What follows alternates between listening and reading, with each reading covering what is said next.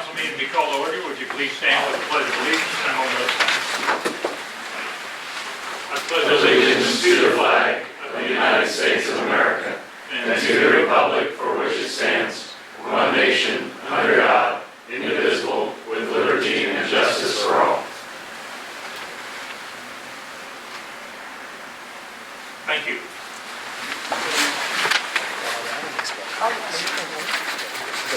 I don't need it. First item on the agenda will be approval of the minutes from the June the 10th meeting. Move to approve the minutes from June 10th, 2019. Second.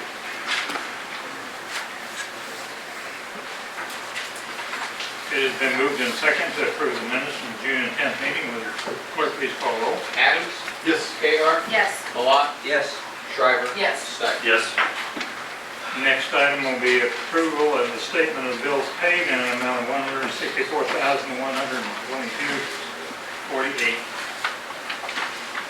Mr. Mayor, make a motion to approve the statement of the bills in the amount of $164,122.48. Second. It has been moved and second to approve the statement of the bills paid. Will the clerk please call roll? Adams? Yes. Kahar? Yes. Malat? Yes. Shriver? Yes. Stein? Yes. Before we move into the request for comments, I'd like to recognize there are two scouts in the audience tonight working on their merit badge. Is that correct? Yes. Welcome to the City Council. Thank you. The second one, we're going to have Mr. John Monson make some comments. So, John, if you're ready, go ahead. Thank you, Mr. Mayor. Good evening, members of council, staff. John Monson with the Compass 3 and the 110 Hotel Holding Group. I'm here tonight to give you an update in person so that you can ask me any questions. We've been in communication with bond counsel Tyler Ellsworth, and given the way things have proceeded slower than we'd like, we find ourselves up against a deadline to start construction by July 1st. We are respectfully requesting your consideration to amend that development agreement. I can tell you that the greatest amount of effort has been to secure financing in the most favorable rate possible, which will be best for the health of the project. So I'm almost here with an LOI tonight. It's forthcoming, I think I'm happy to say, but I'm happy to answer any questions. One thing I would like to suggest as an indication that we are here and we do intend on starting construction is that we need a sign up there that identifies the project and coming this summer. So that's something we think is important for questions that people may have when something may happen. We understand that there's questions, legitimately so, but we think the direction that we find ourselves going in is going to be best for the long-term health of the project and for the city. So, as I say, we are here tonight respectfully requesting an extension. I see on the agenda that we'll plan on discussing that later. And any questions you have for me, I'm happy to answer. I'm going to change once you go ahead. And on any questions, I would ask you not to ask about the alteration of the development agreement, because we have no comments. We do not have any documents in hand.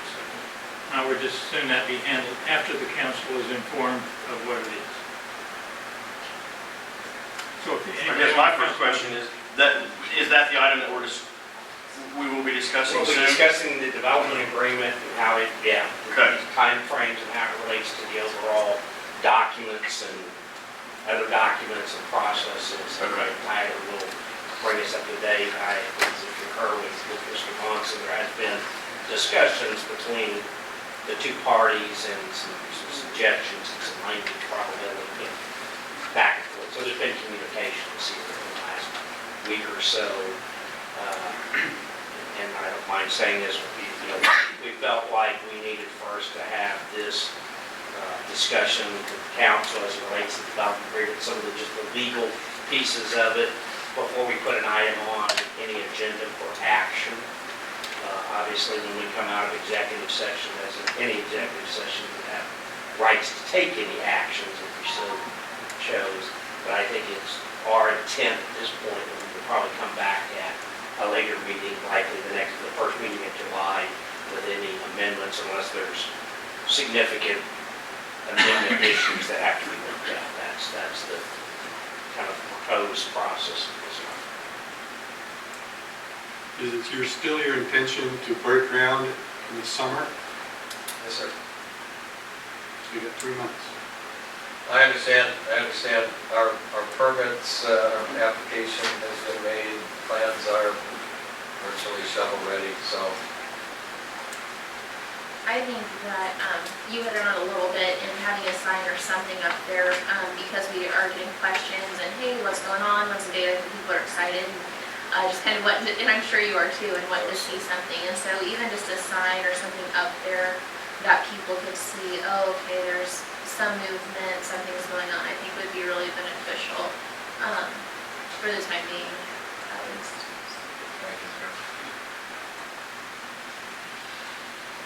There are no more questions. John, thank you very much. Thank you.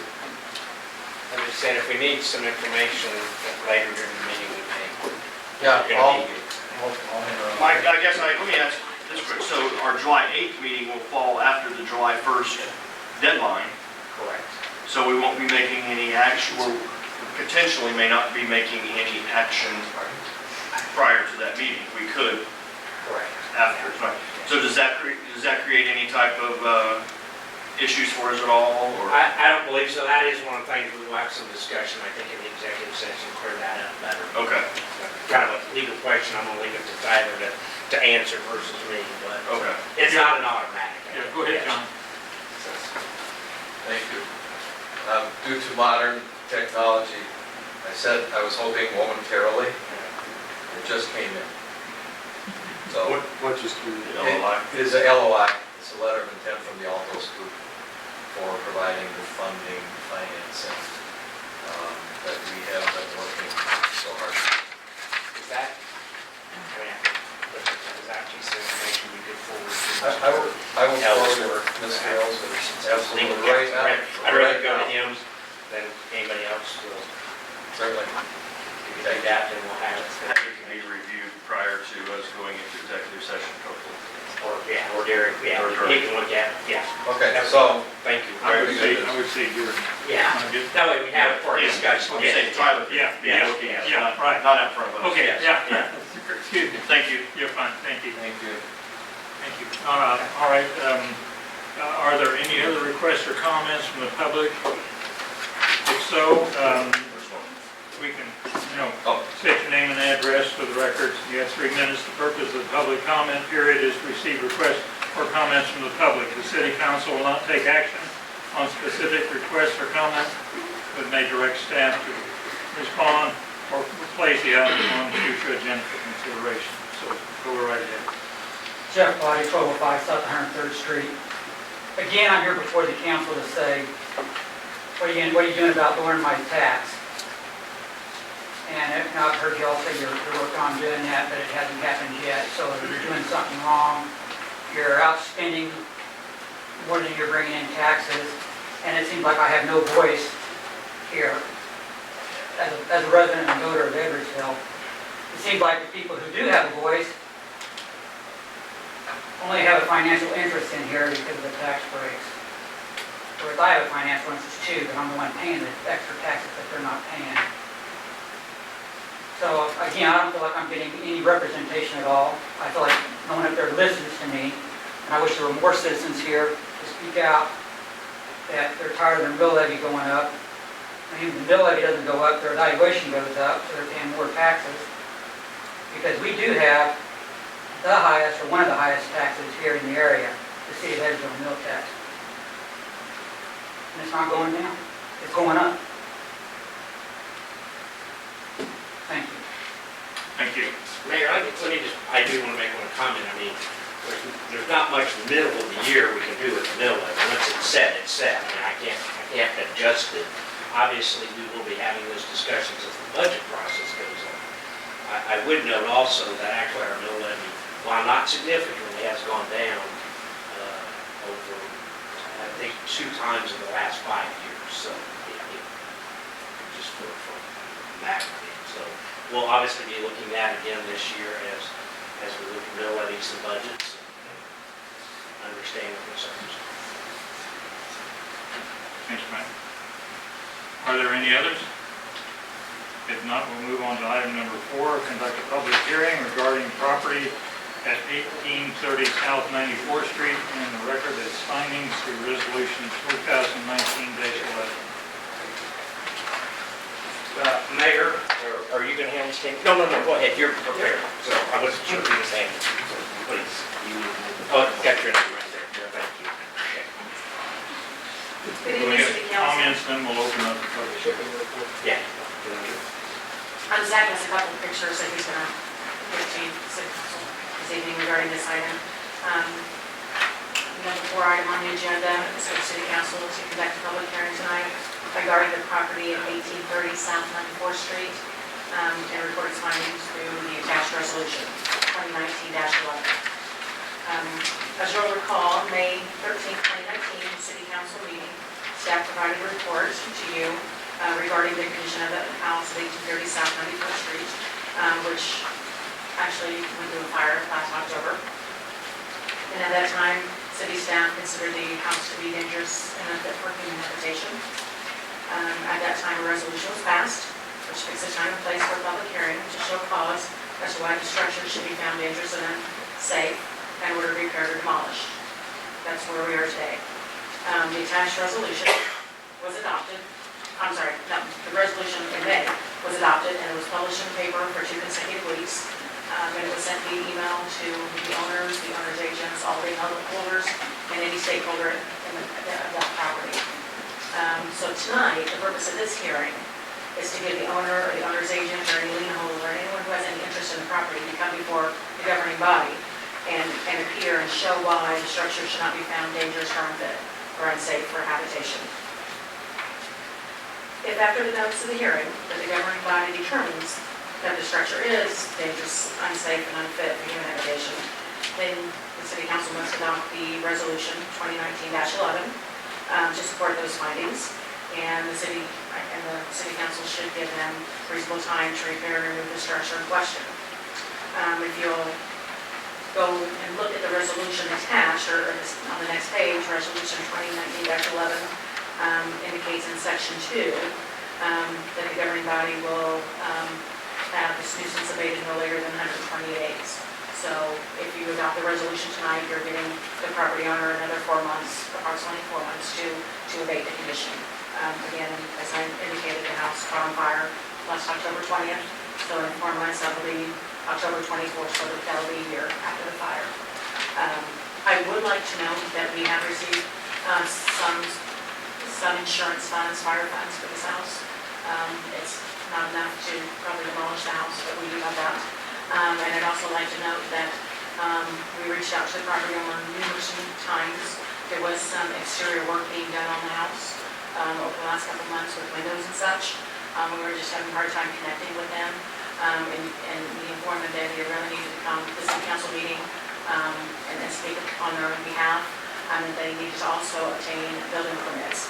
As you see from the pictures of the inside of the house, there's going to be extensive repair work that needs to be done on the interior of the house. So I'm hoping that someone here is property owner that can speak to them. If we have questions at this time. Yeah, we need to open the public hearing. Yeah, what I would suggest is you've got staff report, open the public hearing, take any testimony. If you have questions of those that come forward, please do so at the conclusion of that. Then if there's questions related to staff report, we'll be happy to address those before we take any action. And then real quick before we open the public hearing, just to update everyone on the status of this project. The property owner did apply for a building permit late on Friday, this past Friday, that we submitted to our building inspector. And so it's currently under staff review right now. Not no permits been issued, but they have applied for one. Okay, need a motion to open up public hearing. Mr. Mayor, make a motion that we open public hearing regarding the property at 1830 South 94th Street. Second. And moved in second to open up public hearing for the property at 1830 South 94th Street. At this time, if the owner is present, oh, wait a minute, I'm sorry. Would the clerk please call roll? Adams? Yes. Kadar? Yes. Malat? Yes. Shriver? Yes. Stites? Yes. Excuse me. Getting ahead of myself. It could be the owner or any interested party there. Any interested party wish to make comment this time? I don't know what's going on. If none, does the council have any questions? Is the owner, I'm sorry, are you the owner? I'm part owner. Would you at least I for the don't- record just come? I don't know exactly what's going on. Okay. I know the house is not burnt that bad inside. There was one room burnt and a bit of the roof. The rest of it's just smoked and water damage. You need to come up Just, and make if you those just go ahead, just so we have. State your name and address. Yeah. And give us your connections with me. Okay, my name is Penny Davis. I live at 2829 North 75th Terrace. Zip code 66109. I'm part owner of the house. The guy that's working on it is supposed to be fixing the house for my doctors. That's all I know. I know that the house was not damaged that bad inside. I know one room was burnt and a bit of the roof, and that was it. All the rest of it's smoke damage and water damage. There was only one room that burned and a little bit of the roof. So is it appropriate this time to ask? Yeah. questions? Yes. Okay, I have a question. So what's a time frame? And I have no idea. They have worked well, don't you themselves think out that of it would jail. have been appropriate for, since the city reached out to you all, to have somebody that can answer questions and represent? I have asked, I haven't So gotten they're a not wanting response to either. cooperate. I didn't get a response from him either. He's been dealing with my daughter. I didn't get a response from him. Well, it puts us in a situation where if we Put me in a have, situation. where if we have someone that's not wanting to work with us, yet we're I supposed to. talked to him, he told me he was pulling permits, he was getting ready to do the roof, I don't know. I mean, all I can do is ask him questions and I get answers, but whether it's being done or not, I don't know. Zach, was there an I know outline it's of put work to be done on that? windows in and floors in, the room that didn't have the floor, the room that did burn, I know he's put And that floors in work there. was performed out of permit? Correct.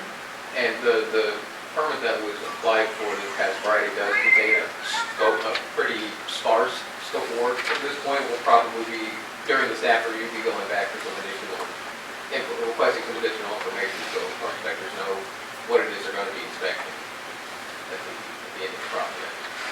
Which is not a common. My question now, Mike, or Zach, either one, in light of the application for permit, Right. do we need to take action on this? Well, I think, yeah. Are you Yeah. nodding yes? Well, Please. Well, I was just gonna say, pulling a permit doesn't stop the process. No, I Right, understand and so that, it's but what I'm saying is that if that's the case, I question whether the council needs to take action or not. Here's what, if I may, and it's so. Yes, I personally, I believe we should still take action, and we can review it prior to the 4 months deadline happening, and then we can amend the resolution if we believe that enough sufficient work has been performed to meet. And that's really what, Continuing. I think Councilman Snyder, so the purpose tonight is, number one, to get any public input, and then once we close the public hearing, the purpose of the resolution, because at the time, right, we didn't have a building permit, so we wanted to give at least ample time. I'm sure we got a building permit, got reviewed, and, roughly 90 days to complete the What I project. don't like is 11th hours. Right. because all it is, to me, is a delay tactic. And I'm with Chuck, I don't like it. I mean, I'm not typically, for that kind of stuff. a typical building permit, if somebody just came in and got a building permit, typically would be issued for a 6-month period. Doesn't, says it has to be, but that's the standard 6-month period. We're saying that this should be, we're limiting it roughly to half that time. Okay. And we think that's reasonable to get the work done. Is Obviously- that in the resolution? Well, the 120 days from the date of this hearing, so effectively, they should have all the work completed within 120 days. If not, we would come back to the council and report to you, if the work's not done, but they've made progress, likely we would recommend continuing it if we felt there was something. Okay. If there's been no work done at that point, hasn't been satisfied at all, then we look at the next step of what we do with the house. I think you do have, go ahead. I'd also say, I've looked at the house, Right, and anyone here can look at those pictures, right. and it's not water and smoke damage limited to one room. There's significant damage. I think, and I mean, the fire chief took those pictures shortly after the fire. I was there not long after that. It was still kind of in cleanup, so I didn't personally go inside or look in. I mean, I think there's structural roof damage is the primary concern. Right. Right, so those are trusses, and those require review and inspection, and those are the things that have to be done. And sure, I mean, our preference is that the house gets reconditioned. Absolutely. And reoccupied. Absolutely. That's the goal. And it has to be a safe place and be habitable, whether it's to this family or some other family. And I think that's something that I want to make sure that I'm pointing out for myself, and I know for everyone here. By no means at all. We would rather have a tax-paying citizen habitating a house there than we would a vacant lot. So, Right. I mean, we want, I wish they would we want, get on the so ball if you can help myself, us, because I'm like encourage caught them. up in the middle of all this. if you can help us encourage the right people to move I have forward, been on that's positive. We've been on this road on some other houses, and we will enforce it. Oh, that's fine. I mean, Yeah. really, it looks worse, but nothing else burns in the house. The fire didn't go anywhere but in one room in the room. Well, there's two things we consider too. One is we're really looking out for the well-being, and the Right, we want habitability it of to the be house. safe. And also the neighbors, because it does affect property values around it. So we're just looking out for everybody, but we need to have a course of action that is followed closely. Chief, will I asked questions, but I only get so many answers, extensive and I damage of the I don't property know. since you've been through it. Go ahead. If you can let the chief. Ma'am, you can. Well, I sit stand down. right here. Okay. The question again there? If you could just speak to, since you've been through the property, to the damage, if it's more than just the one room. Yes, it's the room, the hallway, the front living room was directly affected by fire traffic. Let me start with saying the outside of the house is a stucco overlay on top of concrete cinder blocks. It's on the inside. So it held the temperature in that room, in that hallway, and in that living room for quite a while. To the point that she almost flashed on a crew where they had to bail out of the window. And I looked at everything in the room of origin. Most of the 2x4 studs that were used to hold the sheetrock up are gone. There were holes in the floor. And there are 4 trusses that were completely burnt through now. There's an estimated another 10 in the living room we had to overhaul and pull the ceiling down that are severely compromised as in burn damage. The entire roof decking on the front half of the house has been charred on the bottom side, indicating that we had fire growth in the building travel above the ceiling level in the home. That is one of the reasons why we determined that it is unfit for human habitation at this point in time, because when we were sitting there actually lighting the fire, you can sit there and start seeing the shingles start floating on the roof. So you've got some sort of fire burning up underneath. Also, the roof sat there and started to get wavy during the fire process. So that is actually the moisture coming out of the 2x4 trusses and causing them to sink and settle. Now, one benefit is this home was built long before lightweight truss construction came in, so it's actually held with galvanized nails compared to gusset plates.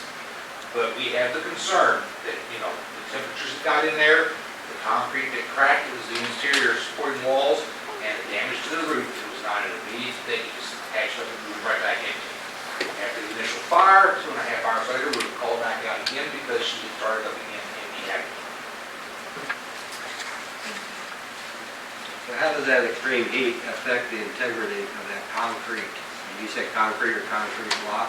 Is it feasible to rebuild that building? Yes, it is. Concrete block will crack when it's been heated up and when it's rapidly cooled. So if you look at the annotation of the theory behind the pizza oven and how it doesn't take much and it's all the heat circulates around in there, that's what the concrete block is. So once we just went in there with hose streams, that's a big temperature difference that concrete is shocked into. Most times they get minute cracks, just like you find in your foundation, that do not compromise the load bearing capabilities of the walls. We had no chunks of concrete that fell out of the walls. We had no significant spalling that would cause concern about the load bearing capabilities of the main southern wall in question. So in your opinion, it is rebuildable? Yes, sir. It is completely rebuildable. It is a scope of work we've done, but it is no worse for wear than a house on South 9th Street burned in January. It's already been rebuilt in the house tonight. Thank you.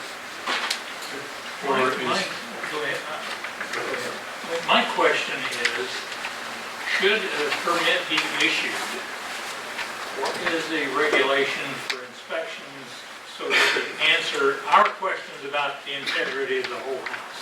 Now, given the comments that the chief just made. I think there's two parts to it. So as we would a regular residential structure, so there's going to be a permit. It basically is going to be treated like a major remodel permit, right? And likely, and I'm going, because this has happened with others, the building official, chief building official, is going to want to know how those roof trusses are going to be replaced. Right. Are they going to be a pre-manufactured truss or an engineered truss, which typically those are delivered on site, they're engineered and they're designed to carry it, but they can be built on site, and depending on that, he will inspect according to those things. He's going to look at the structural issues, walls, ceilings, floors, those types of things, which is why it's very important that work isn't done until the building permit's there, because especially if things get covered up, then the building official has the right, and in this case where you've had fire, likely to require sheetrocks or sheetings or anything like that to be removed. Because in order to do it, plus, and, or is there electrical? I mean, obviously, if the wires burn, there may be electrical wiring. Not likely they're going to be required to have a set of engineered drawings or something like that that you have on a commercial building. You certainly will want to have a scope of work as to structure. So we've got checks and balances in to make sure that the house is safe Well, to move forward. I know, What we need then. yeah, I understand that, but I'm leery. Yeah. of, And he very well, I mean, I will say in some of the others, I know on the 9th Street, I think he met with that property owner on site as part of just kind of, as a courtesy, which we've offered, to walk through the building and say, these are the areas where I have concerns. This is what I'm going to be looking forward to. What is their capability to do the work? I don't know the person who's doing the work, or, or you're contracting with a third party. Those are some of the things we don't. I mean, it sounds as if it's the homeowner family doing the work, which they probably have the right to do that. Now, if they contract out electrical, plumbing, mechanical, any of those trades, obviously those separate trades would have to have permits from the city and build, licensing. But that's the best way is for the property owner, the individual that's going to be doing the work, or if it's contractor, to do a walkthrough front end of this process. Okay, before the permit is issued, because because you can't issue until he understands what the scope of work is. So likely is he's going to ask that. Yeah, okay. I make a motion to adopt resolution 2019-11. Oh, we got it, close the public hearing. I don't know if Make a motion. We're using our third party Yes, contracted inspectors. yeah, he is a certified chief builder. Okay, great. All right. Make a motion to end the public hearing and move that into resolution. It has been moved and second to close the public hearing. Would the clerk please call roll? Adam? Yes. Kayla? Yes. Malat? Yes. Driver? Yes. Stipes? Yes. Just before you make that, but we're fine with this resolution. If you feel there's something in this resolution that needs addition or change, please, we need to know that now. We think that this is sufficient. Yeah, based on the comments we do have during to the public publish hearing, would you have any other recommendations? I don't Okay, believe so. that's good enough. Thank you. Make a motion to adopt resolution 2019-11, determining one or more structures at 1830 South 94th Street are dangerous, unsafe, unfit for human use or habitation. Second? Okay, it's been moved and seconded to adopt resolution 2019-11. Would the clerk please call roll? Adam? Yes. Kayla? Yes. Malat? Yes. Driver? Yes. Stipes? Yes. Okay, you got that one down? Good, thank you. Mayor, on this next, well, go ahead and I'll. The next item is consider the following items related to issuance of general obligation bond, series 2019 of the city of Edwardsville, Kansas. Do you want me to read each No, separately? we can Okay. do that. I think probably have Clayton gonna go first, to give you, as you know, we have bond sale today, and he can give you, I think, the good news of the bond sale, pass out some information, and then we can get to the legal piece, which is the title part of it, I guess, will handle the resolution and ordinance. Mayor and council members, thank you for allowing me to come here tonight. My name is Clayton Kelly with Piper Jaffrey. My colleague Dustin Avey is here as well tonight. Last meeting, I believe, I had showed you some interest rate charts and where we were at. In front of you today is an updated interest rate chart as well as summary of bids that I'll go through here in a minute. But as you'll notice from that chart, we're continuing to see lower and lower interest rates, and so very favorable interest rate environment for the Series 2019 GO bonds. When we first started this process, we were thinking maybe for this 20-year amortization schedule, we were looking around at 3.3%. Last time I was in here, I said more than likely to be lower than that, maybe around 3%. We had 3 bids at 11 a.m. today. The winning bid came in at a 2.70% interest rate. So very favorable for the city. Of those 3 bids, the difference between the high or the low bid, the winning bidder, the 2.70 was Commerce Bank, and the highest was 2.74.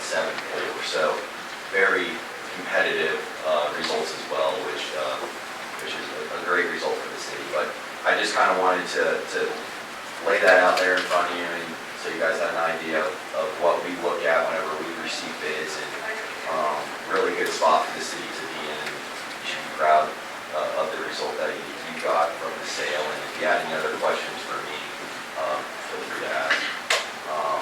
If not, Tyler's here as well to go over the ordinance and resolution action items.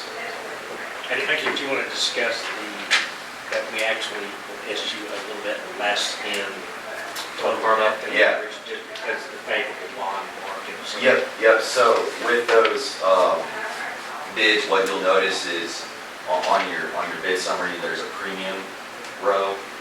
So not only did you receive a lower rate, but the bids, when the banks are making those bids, they sometimes will put in a premium, which is just additional project dollars that you were able to receive as a result of this as well. So not only a better rate, but additional dollars for your projects.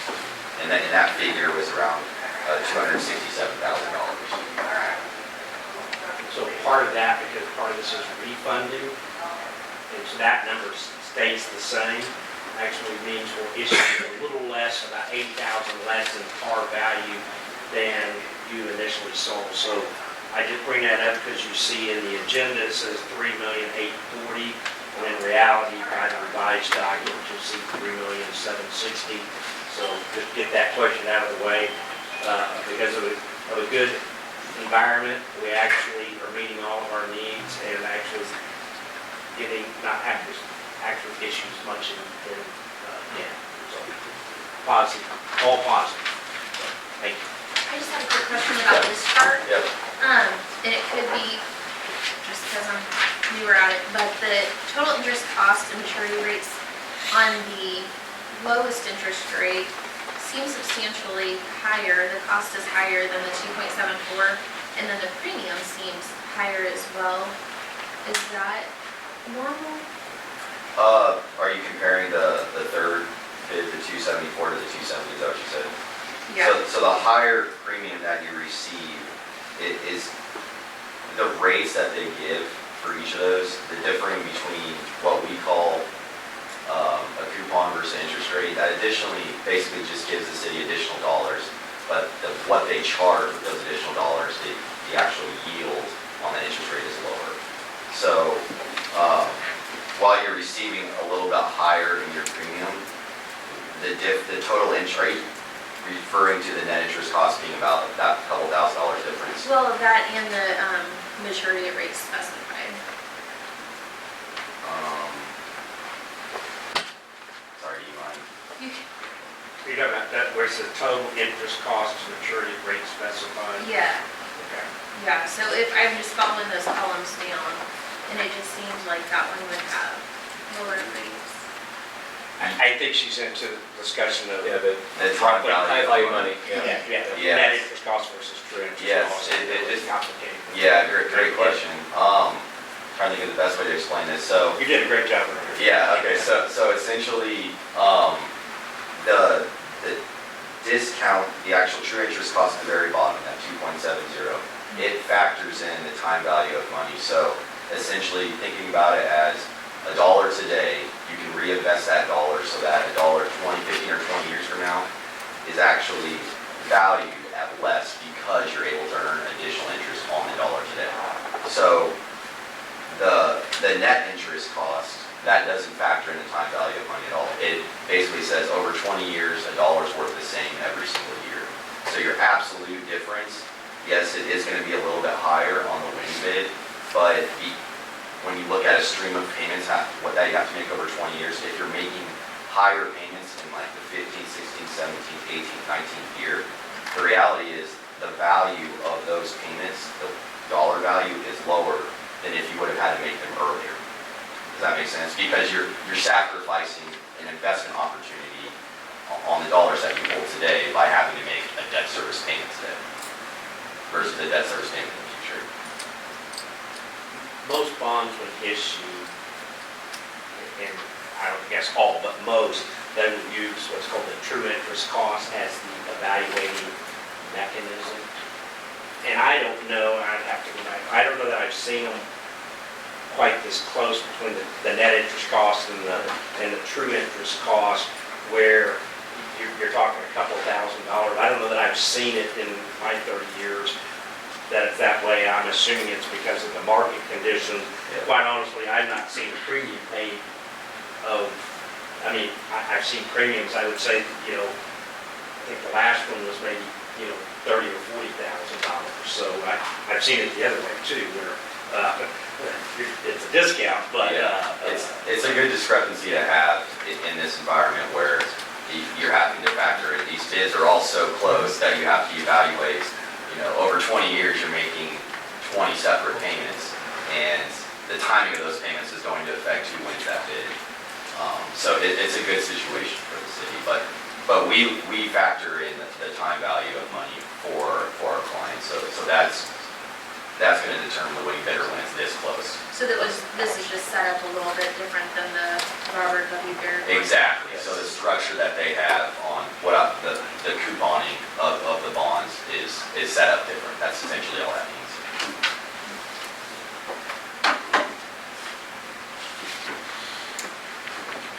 Okay, thank you. Are we ready for you, Tyler? Tyler has all the fun stuff. He has all the fun.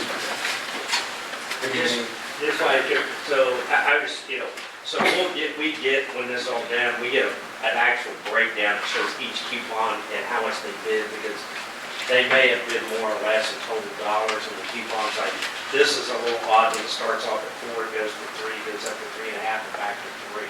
I would say typically it's more linear, and it doesn't have this wave. Again, something we talked about earlier, it is an unusual in a positive way. I mean, at the end of the day, we're, you know, 0.5% better in interest than we were getting. I mean, at least initially, in a year or so, we were going to get 3.5, I think was the first number. So, as you can see, the markets go down. I think today they were down even more than right. So, perfect timing, they set it up that way. That's right. I was giving the credit to the financial. You're the lawyer. I definitely can't. You just come up with the documents, you do the work. Well, good evening, Mayor, Council. Before you, for your consideration this evening are an ordinance authorizing the issuance of bonds and a resolution laying out the terms and details of the bonds. So they require separate consideration, separate vote on each item. And really, the only thing that I would add, in addition to what's already been said, is that Mike indicated, and Clayton indicated that because you received a sizable premium, you basically have more money to pay for the projects. And so one of the things that this ordinance does is it increases the bond authority that we put in place at the June 3rd meeting, so you have more funds available to complete those projects. So it increases the bond proceeds that can be spent on the public building improvements and the street improvements.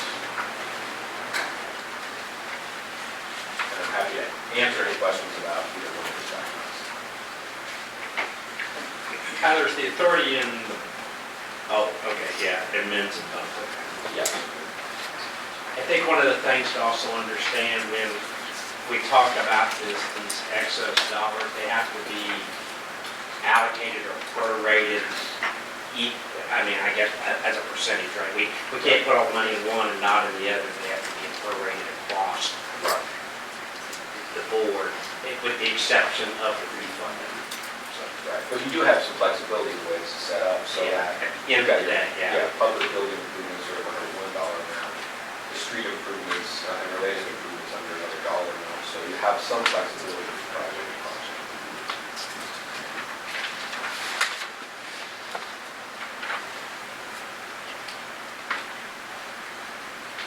So the order is the ordinance first, then the resolution.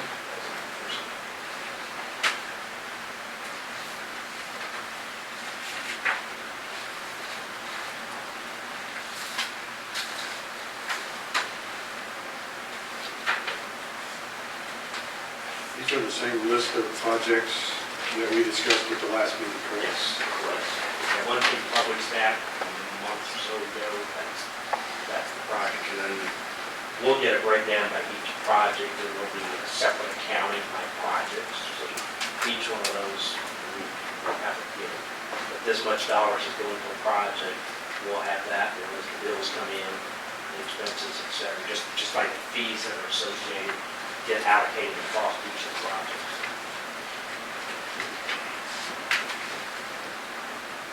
Could you please remind me what's involved in the 4th Street, 33 Highway? That is, which we'll be talking about in a minute, is the improvements basically between the alleyway, what I'll call the Newton Street alleyway, up to 4th Street to basically put curb and gutter, drainage and repave that section through there. That's outside of the quiet zone right of way that are to be done as a cooperative project. So about $300,000.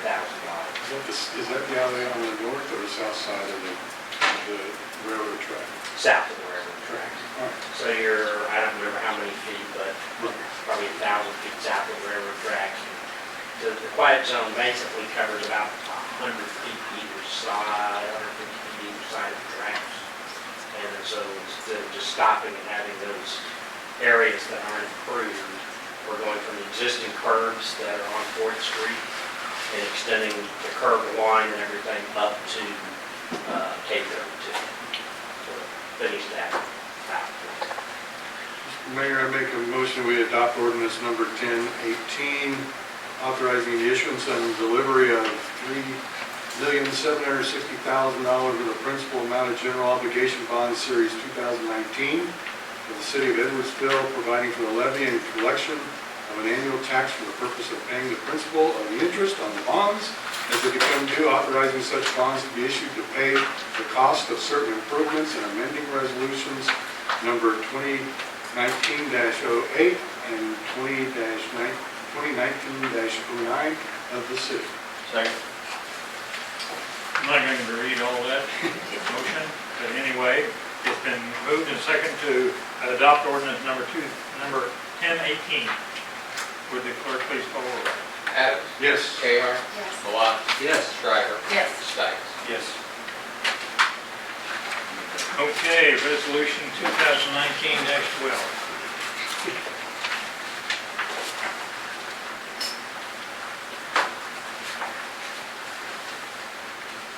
Make a motion to adopt resolution 2019-12, describing the form and details of authorizing the delivery of 3.76 million in principal amount of general obligation bond series 2019 of the city of Edwardsville, Kansas, previously authorized by an ordinance of the city. Second. Okay, it's been moved and the second to adopt resolution 2019-12.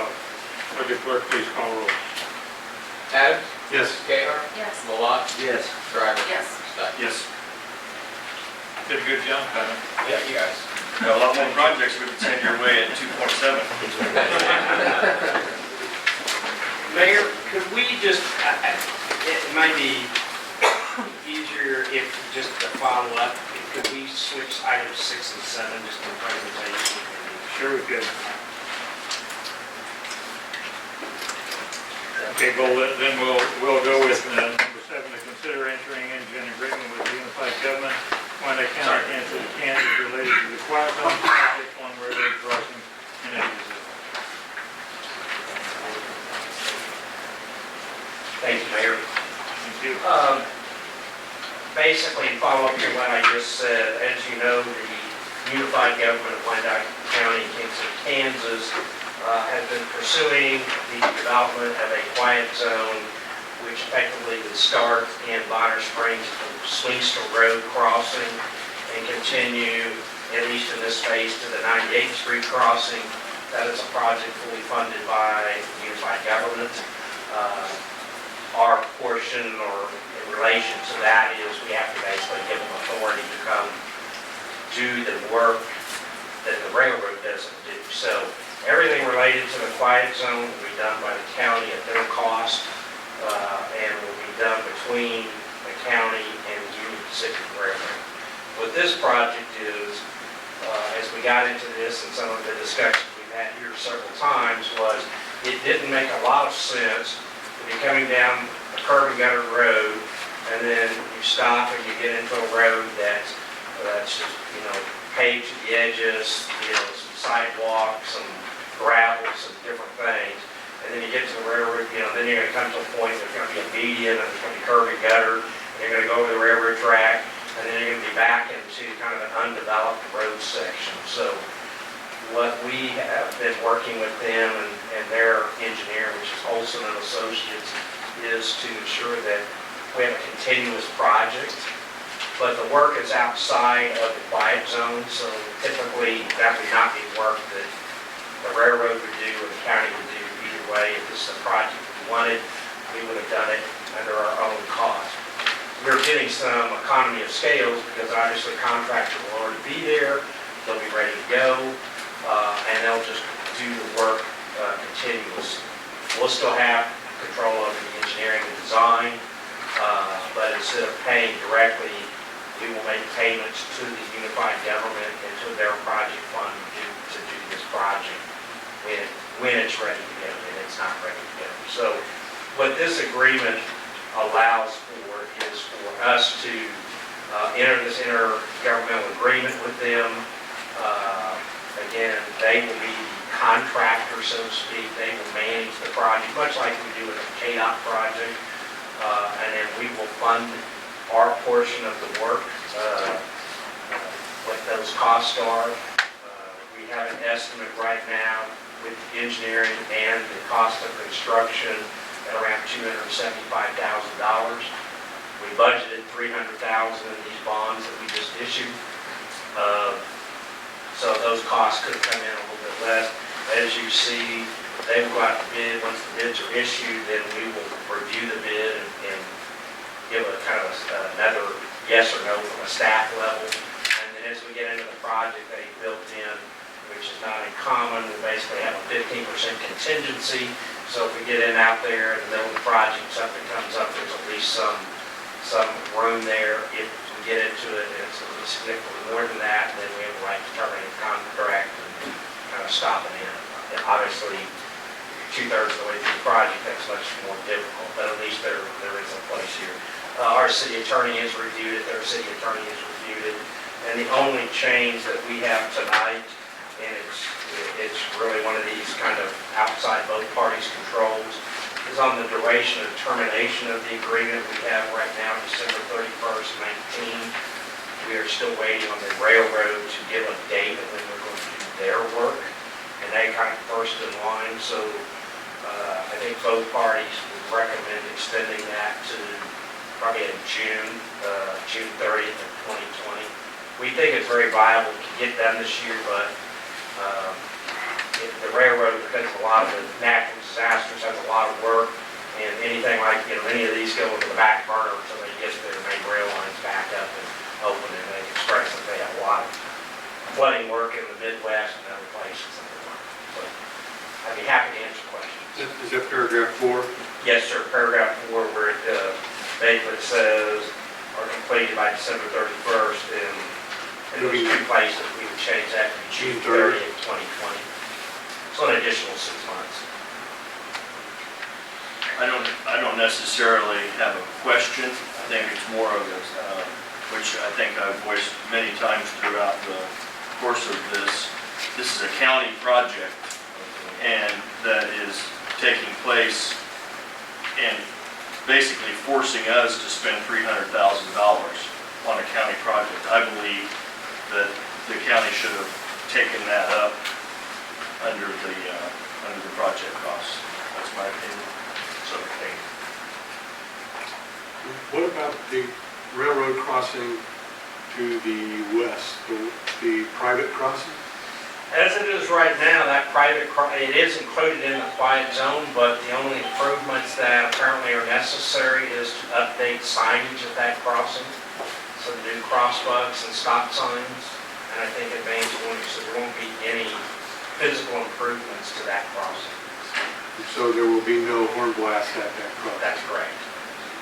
But it doesn't require gates, it doesn't require any type of new crossing mechanism, it doesn't require any medians because it is a private crossing, and the railroad's not requiring it to put those additional features in. I don't disagree with Mr. Stein's comments. We've been on this, but I would say this, is they can do the quiet zone work without this additional work and still have the quiet zone from that standpoint. They are doing some additional drainage work that, because there were some changes that worked to the favor of that part of the project, that we're going to be able to do, took cost out of our project, where there's going to be some drainage north of the railroad. We were able to take the drainage across a lot into the creek versus going down where the old frontage road was. So that saved money in the overall project, and they were capturing all those costs that would have been cost we would have. So the reality is a little cheaper. I think our point all along has been it doesn't make sense to do a little bit. When you do, I'm not here to defend them.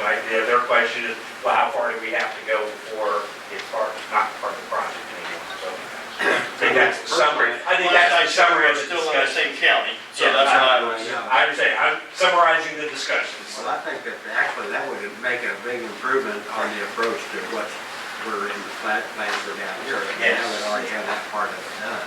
I know it's costing some money, but will all of these crossings be constructed like at the same time, or?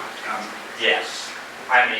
They'll move down the track, and so they'll do one, complete it, go to the next one, next one. What you will likely see is the railroad will come in, and the actual crossing pad pieces, so like at 4th Street, they've got to extend it, there'll be a sidewalk crossing there. They will come in and put in the new, I'll call it the pad at the crossing, and then a contractor will come in and do the pavement and the elevated curb sections and all of that. So And then that does basically close Pacific Street on the north and the south yes, it side of will. the track. Yes. As well as behind what is the bank, that, so that little road goes out there, so all 3 sides. So this might be putting the cart before. What happens to the north end of 5th, 6th, 7th? They'll become dead-end streets. Just stop. Yes. Pretty much all those lots are addressed though off, we have a couple that we have to work with, but they're all addressed off of 5th, 6th, 7th streets, and they have access in and out through Newton. What's the status of the properties that the county acquired in this area? They are preparing for the 2 houses, they acquired those. The residents are not there anymore. They discontinued all the utilities. I believe I think they filed for the demolition permit. I'm not certain. And so they're slated for demolition. They have, through again an agreement between the city, they are allowing our fire department to use those for the purposes of training. We're not burning them down, right, Chief? But we're going to smoke them up a lot, and gives training to firefighters and crews to practice pulling hoses and cutting holes and getting in smoke and do all those things in a safe environment. So we will be using for those prior to their demolition.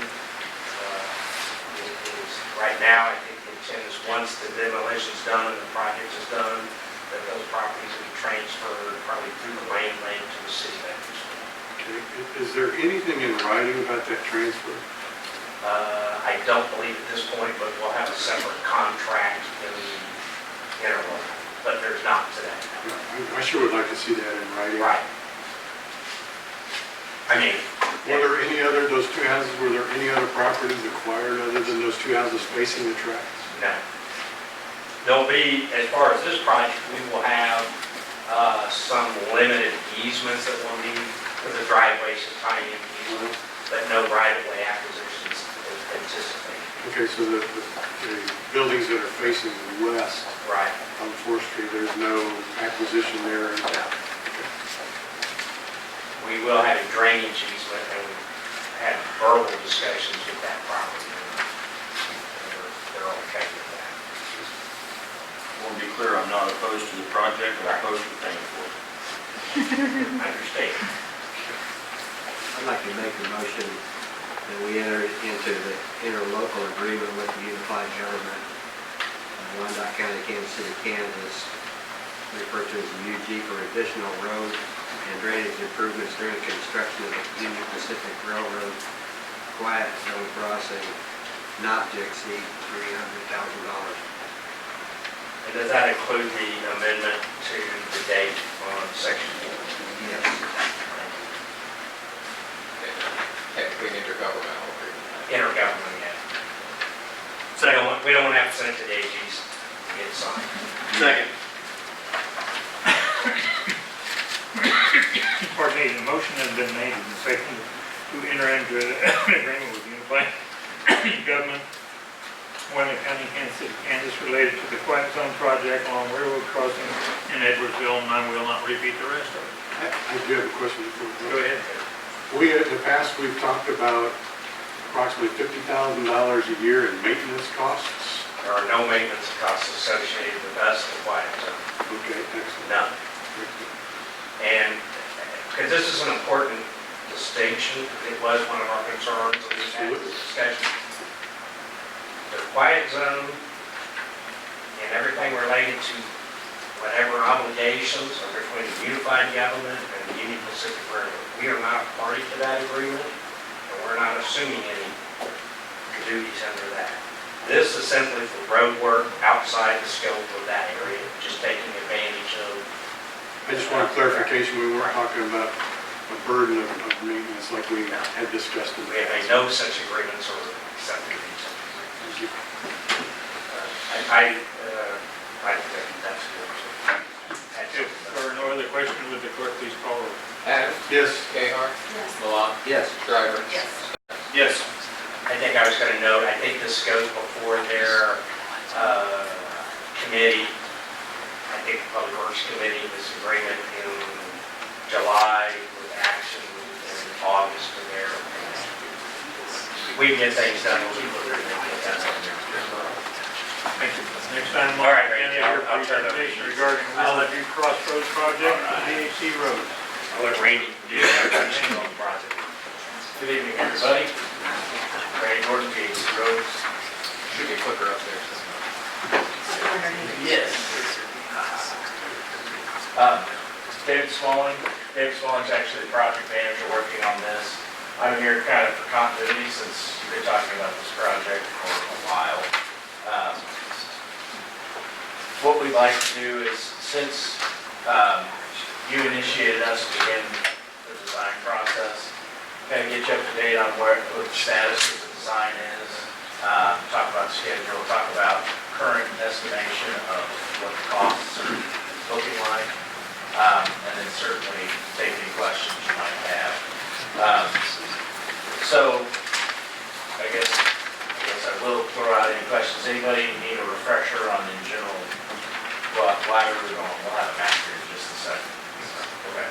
I'm going to turn it over to David to go into some of the technical details on what we've been looking at so far.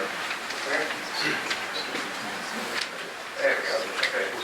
So as you can see, we're working with 110th Street, which runs north-south on this sheet. As you can see there at the very bottom is Speaker Road, the new speed limit on Speaker Road. And you got Riverview going east and west. So and as you can see, the original dollars, the original project that we got from KDOT is everything that's not in purple. So the purple area at a previous council meeting was approved to provide field check plans for that additional portion to take Riverview a little further to the east. As you know, obviously, I-70 is to the north. And Bonner Springs is in the southwest corner, and then the rest of it is Edwardsville. As you can see, we have some typical sections there. Riverview is essentially going to be a 3-lane road. So there'll be a lane in each direction plus a 2-way left turn lane. And then also on 110th Street, it's going to be a 4-lane right-of road. And each of those sections along Riverview and 110th Street will have sidewalks. On the east side of 110th Street right here, there'll be a 10-foot trail. And continuing this whole distance, the rest of the area on each side of the road, except up here we'll have a 5-foot trail on the north side of Riverview and a 5-foot sidewalk on the west side of 110th Street. So that meandering line is the trail? The meandering line are the grading limits. So as you have the profile that goes through there, that's the grading limits. As you can see, the terrain kind of undulates through there. Pretty much the trails are going to be about a 5-foot or more offset from the back of the curb. So there'll be curb on both sides of 110th and curb on both sides of Riverview. And this full section goes to right about here. And this way, over here, we're just basically trying to tapering out the roadway to tie in, to get the vertical profile of the roadway to tie into the existing profile at this location. Just for some landmarks, here's the church, here's a low water crossing that will be replaced with a culvert there. There's a few driveways out there. We're going to be putting a roundabout in there at the intersection. Yeah, so there's some median breaks along 110th Street, and so there's a break in the median here and a break here, and those are situated at the high points of the roadway. So these are each about 1,000 feet apart, and this median break is far enough south from the intersection that it's not going to affect any backups from the intersection that may occur. It's got plenty of room not to interfere with the roundabout.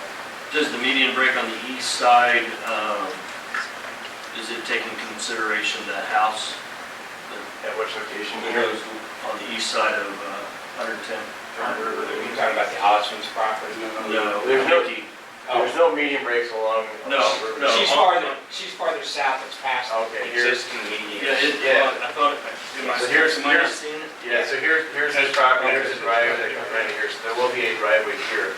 And then after this point, the roadway will taper back down. So we're going to full width through this driveway, and then after this point, it tapers back down.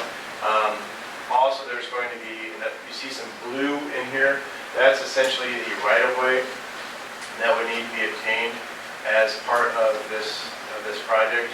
So you can see we're just getting right-of-way all the way down to the edge of this property, and the edge of this property as well, even though the roadway doesn't continue down, just for future considerations, since we're already dealing with these lowers.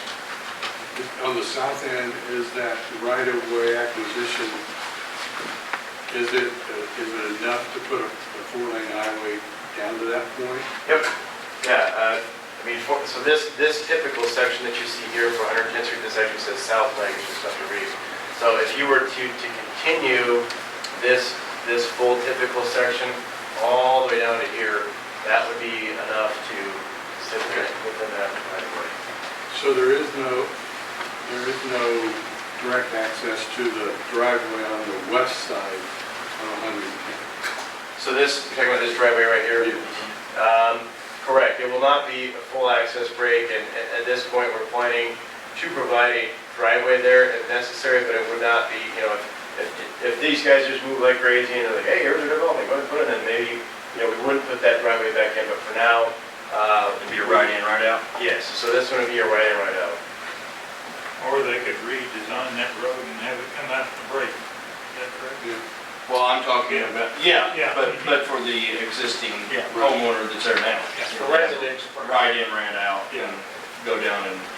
We have a little bit of that. I mean, it's always trying to figure those things out. Of course, in engineering, it makes sense to be at the right points for future.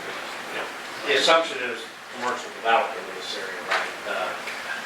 But we get a little bit of that up on the north side too, where Riverview, we have several properties right there that are very close to the intersection. So it's always hard when you're going from a residential existing to some future at some future time. But so we try to plan around those as much as we can. So we're still at a concept level here. I think as part of the process, we'll probably open it up to the public. And certainly, there'll be considerations, people can see what we're planning to the point that, hey, this is what we got, what do you think?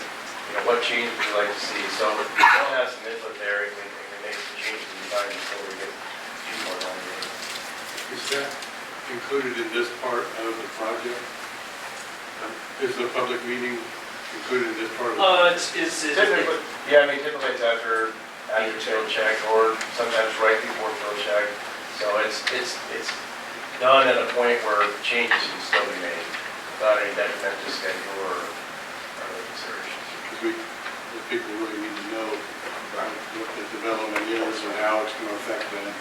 We are not at, and I say this, so we're showing lines relative to rights of way and to easements, but until after field check, which is with KDOT, we won't try to formalize any right of ways or easements, let's say. And I say that Kansas Avenue was a classic situation. We went out and bought everything, thought we were all good, and then there was a comment there with that, and then the power company needed another 5 feet, and we needed to, pretty soon we're out there dealing with these people, and they're like, hey, we thought you already had all this figured out, now you need 2 more feet, what's going on? So I guess lesson learned, if I had my way, I'd rather get it all done, but is, get through field check, but sometimes KDOT, and this is technically it's a KDOT project, so their regulations will apply to some of this. So I just think it's really important that we're transparent through the whole process. I will say, and that's part of the reason for tonight to have this meeting, so, it's an early meeting. I do know that we met from a staff level with people from Bonner Springs, because obviously there's impact there. And I think trying to schedule a meeting with their council similar to this, it's not their project, but we're trying to make sure that we're getting everybody, in the loop. It impacts traffic as it goes. We have property owners, through here that have potential future development. So we got the church and things. So you're always working around a lot of moving parts, but that's really the purpose of this. And Mike was talking about, so you can see this darker, it looks like a darker line here. So basically the west right-of-way line is essentially the division between Bonner Springs and Edwardsville.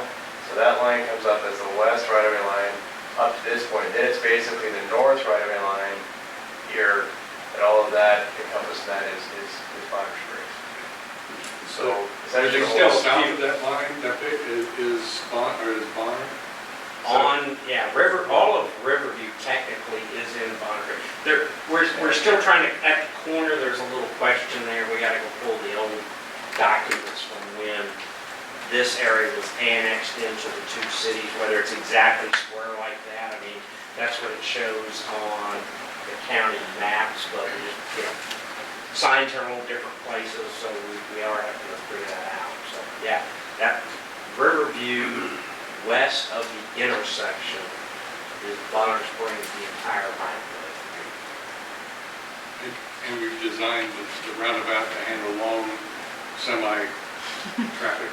Yeah, so that was one of the main criteria for designing the roundabout, so that if anything along this border here or over here turns into something that's going to generate a substantial amount of semi-traffic, the roundabout will be able to handle that. Is the roundabout the safest for our community if there are semis, like in engineering studies or traffic studies, if you have semi-trucks, is that the safest for passenger vehicles, a roundabout, or what are different? Yeah, I think one of the things that roundabout really does is it takes away the T-bone intersection. You have the stoplight, so say a semi-trailer is pulling out, somebody's not paying attention and they run right to the light, they're going to smash into the semi-trailer. Now, with roundabout, you might get some side sites that you eliminate those T-bone intersections that are really And the roundabout actually is part of the traffic studies, both starting with Village South and then Compass Development, doing that as industrial. They looked at also what was most efficient to handle that mix of cars and the volume of traffic there. So in a roundabout, as David mentioned, eliminates some of the most dangerous, but it also hopefully should reduce the least delay for a lot of cars as this all develops over time.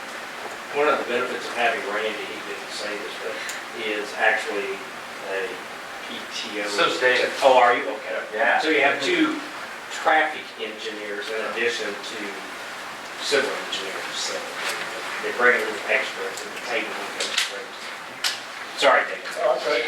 So, last thing I pointed out again too is this purple area here, we're only contracted to provide designs through field check. And so what Randy talks about, the construction costs, you'll see that show up and they call under additional work. So right now, KDOT is available to fund all of this, and this would be a separate component of that. We are contracted now to go through field check. And it's basically the church parking lot that's out there. It's kind of it splits about halfway between that parking lot. That's kind of the divide line where that work is. Is the only sidewalk on the west side down 110th Street, or was there more? Sorry, I was trying to follow. Yeah, that's fine. So there's a 5-foot sidewalk on the west side of 110th Street. That's also gives it the north. And on this side, you have a 10-foot bike and hike trail. And then on this, basically the sidewalk goes, it's a 5-foot sidewalk that goes from here and then through this splitter island, so this little island right here. The 5-foot sidewalk will go from there down around. So there's no sidewalk that can do it this way or here. But there is sidewalk that will come around this corner, can continue it this way, and there'll be no sidewalk constructed on this side. So we're the south side or the east way. So the trail goes to like the church parking. No, there's a 5-foot sidewalk that will continue all the way down to here. The trail. Whatever the parameter. Okay, whatever this. We're designing around the assumptions that whether it's done now or in the future, we design and grade with the assumption that you're gonna have sidewalks on both sides of collector arches. Whether, partially the way funding works with KDOT, the trail, because that is what they call the Metro Green Trail System, runs basically along this area, and so some of the funding and the points and things like that is to incorporate trails. We don't typically put them on both sides of the road. So it's just basically, if you want to call it a wide sidewalk, it's 10 feet on one side, 5 feet on the other.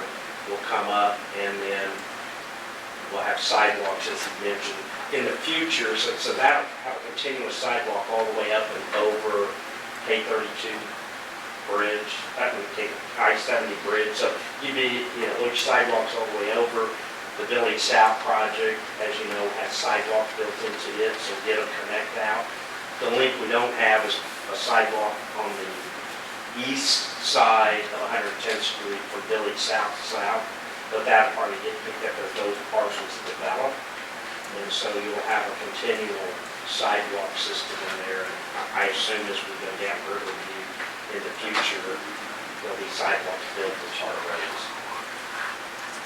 Yes, sir.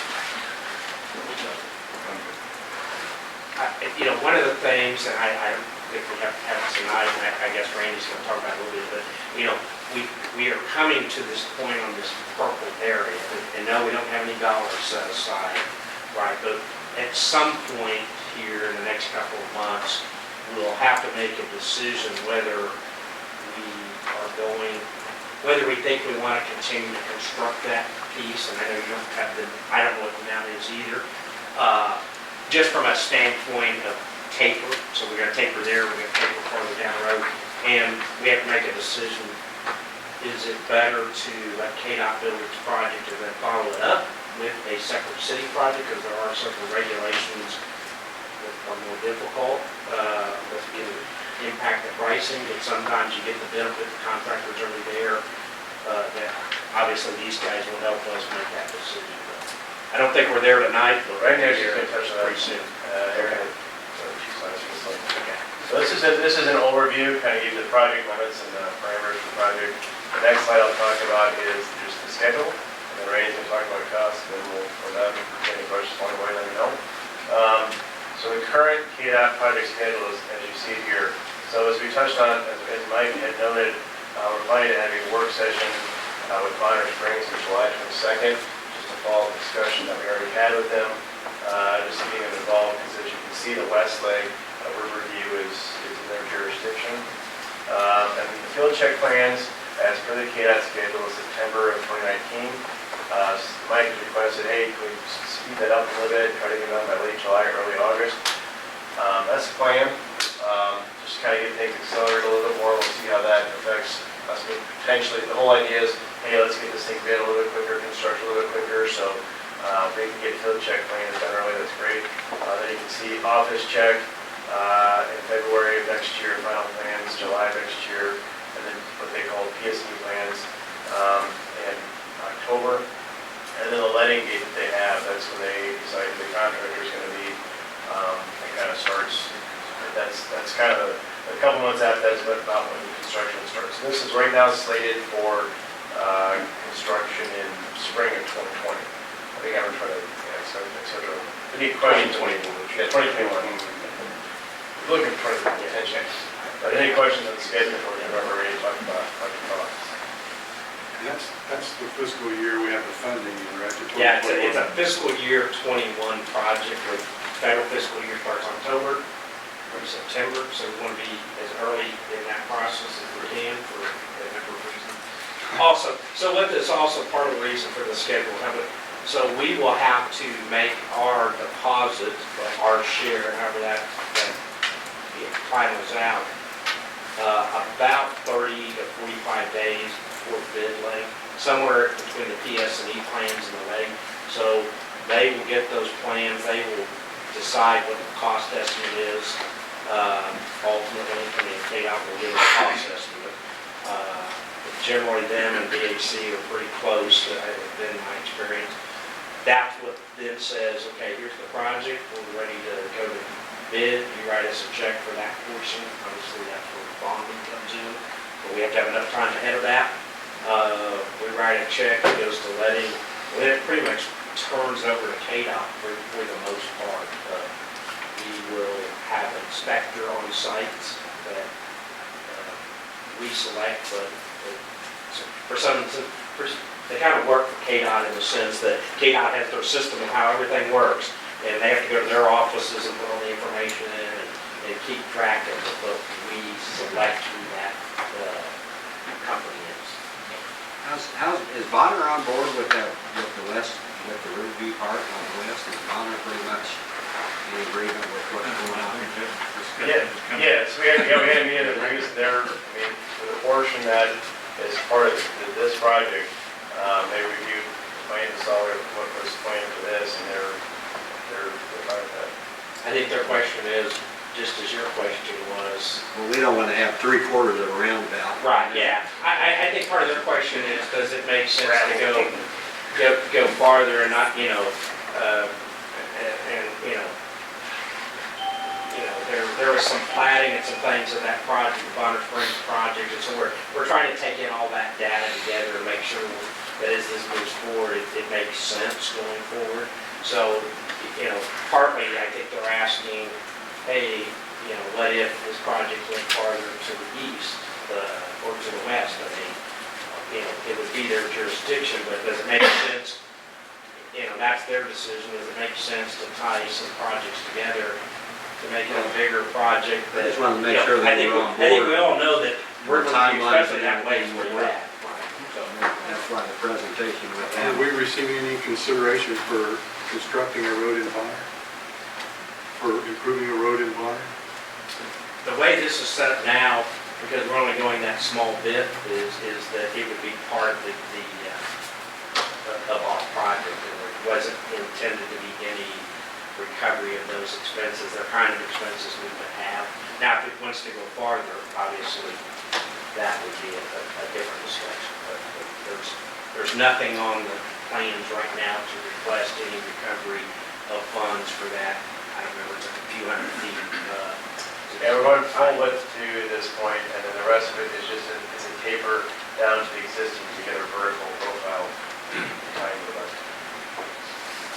Okay, turn over to Randy to talk about project costs. Yeah. So, Looks better than the last one, so. yeah. Well, I can see it just fine. You may have released them all, you can't read it, That's the whole thing. Line down there, it says Randy's. Randy's car. Yeah. So what we've done is, back actually when approved the application, we even applied for federal funds, came up with a conceptual cost estimate. So now that we have survey, we've done design to the point we have so far, we can start refining some numbers and some quantities. So that's what this is. And so this column, these two columns, I should say, where it's Riverview Crossroads. So when we talk about the KDOT project, what was originally shown, not the purple area that you guys decided you wanted to also count evaluate. So that's kind of trying to encapsulate our current best estimate of the likely costs. So add all these numbers up on all the stuff that we see as a big part of the project. And then, given we're so early, we're still going to include a 25% contingency for the things we don't know yet. And I do want to make sure, as just a fair notice, we have not done any geotechnical borings out there. That's part of the project, it's scope. But we've learned in the past, if we do them too quick, we guess wrong. Because what we really need to know is where we're actually cutting hills and any other places we're doing a lot of cut. We thought we know where they were beforehand. Now we can wait a little bit and we'll be spot on. And so we'll be doing that kind of next phase. And they'll help us refine these quantities and these numbers some more. Over here in the additional work category, that's everything in that extra stuff to the east, what was in purple. Once we do the same thing, kind of figure out what would likely be part of that. when you add them all together. What you get is, in terms of this year's construction numbers, $3.87 million estimated cost. We add in, KDOT is gonna make us add in their inflation allowance to 21 for bid and construction. So it's not quite $4.1 million. When you add everything, it's $3.7 million for the KDOT part. It's not quite 4.1. You take the KDOT part and add yours.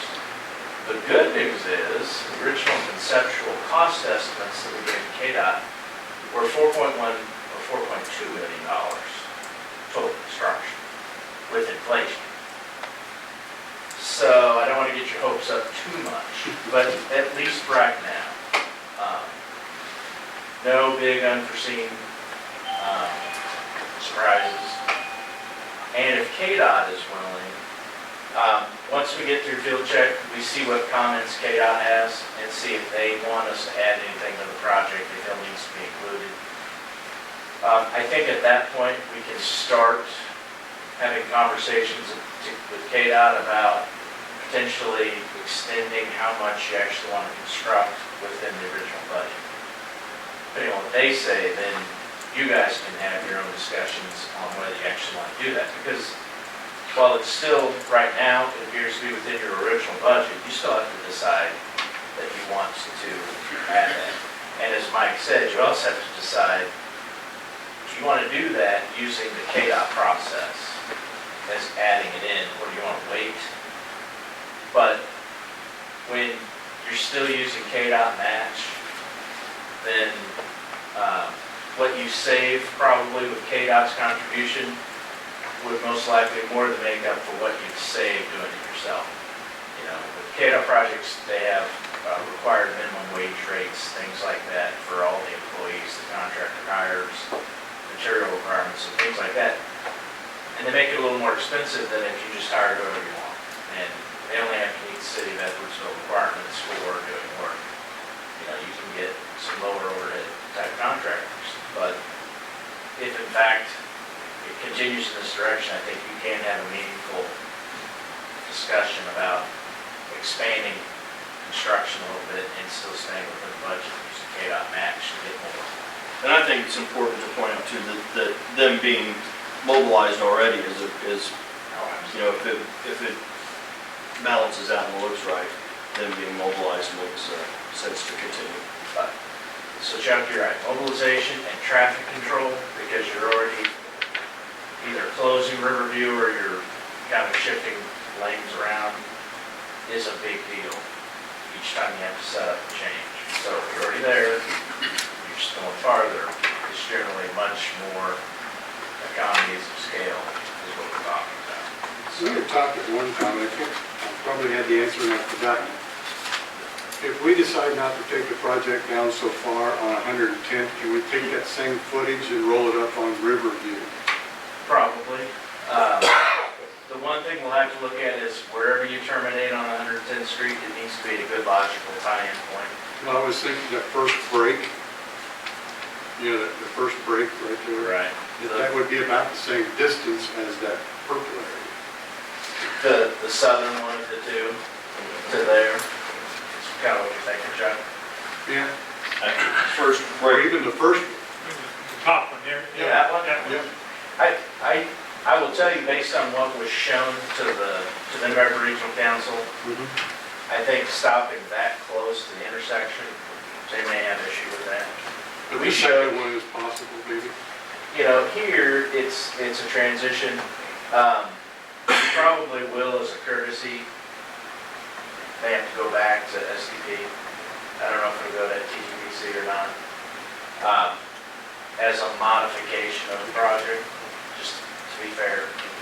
I'm not saying it would be a problem, but I think before I would tell you don't worry about it, I'll tell you probably need to go back and make sure you get a blessing.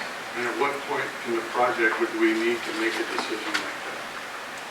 So I think once we get through field check with KDOT, so that's going to be sometime later this year. And a lot of that depends on when we finish up field check plans and submit them to KDOT. But I think fundamentally, we're gonna review KDOT's comments this fall. Okay. And we'll see if they like what we got, or they want us to change some things, just on the KDOT portion. We may slip in the sheets we've already done for the purple area for KDOT as potential extra if funding allows. Just kind of cover our base for that. After we get back, we see what the cost implications, and if they think that's reasonable, that's when the conversation needs to happen. Because at that point, we won't have been authorized to do any advanced design for the purple area. Right. You know, early on in this process, we actually, I was going to, we actually kind of, the early initials, and part of it was because of money, looked at, you know, that, the project limits being on the south side of the Speaker Road, because just from the development, you're right, that's kind of the next cross-access area as far as future public roads and things like that. So at one point, we looked at that as well, and, you know, whether or not we, you know, so that's kind of opposite direction, instead of shortening and doing anything. I mean, the price, you know, at least the estimates right now look good. I think the Bonner project would probably dictate more of us going south and then potentially looking at the Speaker Road versus, I think that we're probably closer to Riverview doing something once we start going vertical versus something at Bonner happening. You know, and I anticipate, just based on any number of conversations, there'll be some conversations about that. You know, we have a set amount from STP funds that we have to match, right? So fundamentally, we have to have a $3.75 million project, right? Anything less than that, we're putting money back. Every dollar less than that, we're sending dollars back to the feds. I mean, that's the simple way to do it. We don't want to do that. So, but again, I think as we look at it and how we can carry this forward, but I do want to mention one thing, just again, being conservative type of. We have noticed lately bids are going up. We've seen at least a 10% jump. Now, some of that may just be summertime, right? That's not the best time to do the job. But there's questions. And some maybe everybody's behind because of the rain, in which case by the time we get to 2020, drought. I hope it's not. I hope it's not drought. if that river doesn't stop coming up down there, Right. we can make it walk out there. So in fairness to council, based on discussions we had, if something changes, an option you have to try and preserve the original KDOT limits that gives you flexibility is at some point on 110th Street, you know, you could in essence do the bring in a lane in each direction and kind of wait to do the outside. Not the best way to do it. Certainly would be nobody's preference, but we did identify some ways that if you in fact need to find ways to economize while staying within the original budget, there are options, right? Worst, absolute worst case. But right now, it doesn't appear that's the big worry. Maybe the big worry is what can we kind of extra we can squeeze into the job at the same dollars. Kind of like your bond, right? Extras, maybe. But Right. just for the future, as far as the maintenance, how do jurisdictions handle that? You've got a fourth of an intersection in a different jurisdiction for road maintenance, and how is that handled?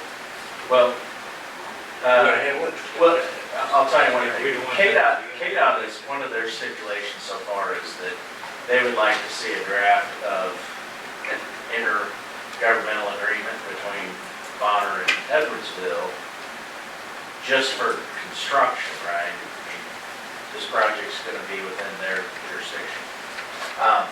And that agreement might also include who's going to have the long-term responsibility for maintenance. Lots of cities, basically, whatever their boundaries join on roadway, they'll agree that I'm gonna take this much street, I'm gonna do it all, and in exchange, you're gonna take care of this much border street, you're responsible, or they'll just say we're halfsies, right? Each time we need to do maintenance or improvements, we're gonna agree, we're gonna figure out the bill, we're each gonna pay 50%. The cities deal with it several different ways. I think in addition to the maintenance side, that sometimes can maybe be the easiest, what becomes probably the more challenging when you start looking at these things is the law enforcement and public safety issues, right? So one of the pluses, as it is now, nobody has to think about on 110th Street where that's at. If there's an intersection accident, we don't have to really think about it. If it's on Riverview, eastbound, we know who it is, or westbound. So one of the positives right now is that's a pretty clear line. What we don't want to get into is probably something where that line is so convoluted that, now you're trying to figure out who's responsible. And I would say that's been a little bit of the conversation is, when this is done, what do you do? How do we address that? Access. Access control. All those which are make complete logic, because, of course, as you go farther south, right, there's no question where 110th Street is all in the city, but on both sides. It does create a little bit of an oddity up there, the way those lines were done years and years and years ago. But you'd say KDOT's going to require that in order to move forward on the project? Well, the sense we get so far is KDOT's at least going to require the two cities to acknowledge that this work's going to span both jurisdictions, right? Edwardsville's the applicant, right? So they know, obviously, Edwardsville's on board. I think they want something in writing that says Bonner Springs acknowledges what's going on and they don't object to the construction project. And at what point do we need that? Well, 22nd. certainly before they go to bid, but the sooner the better.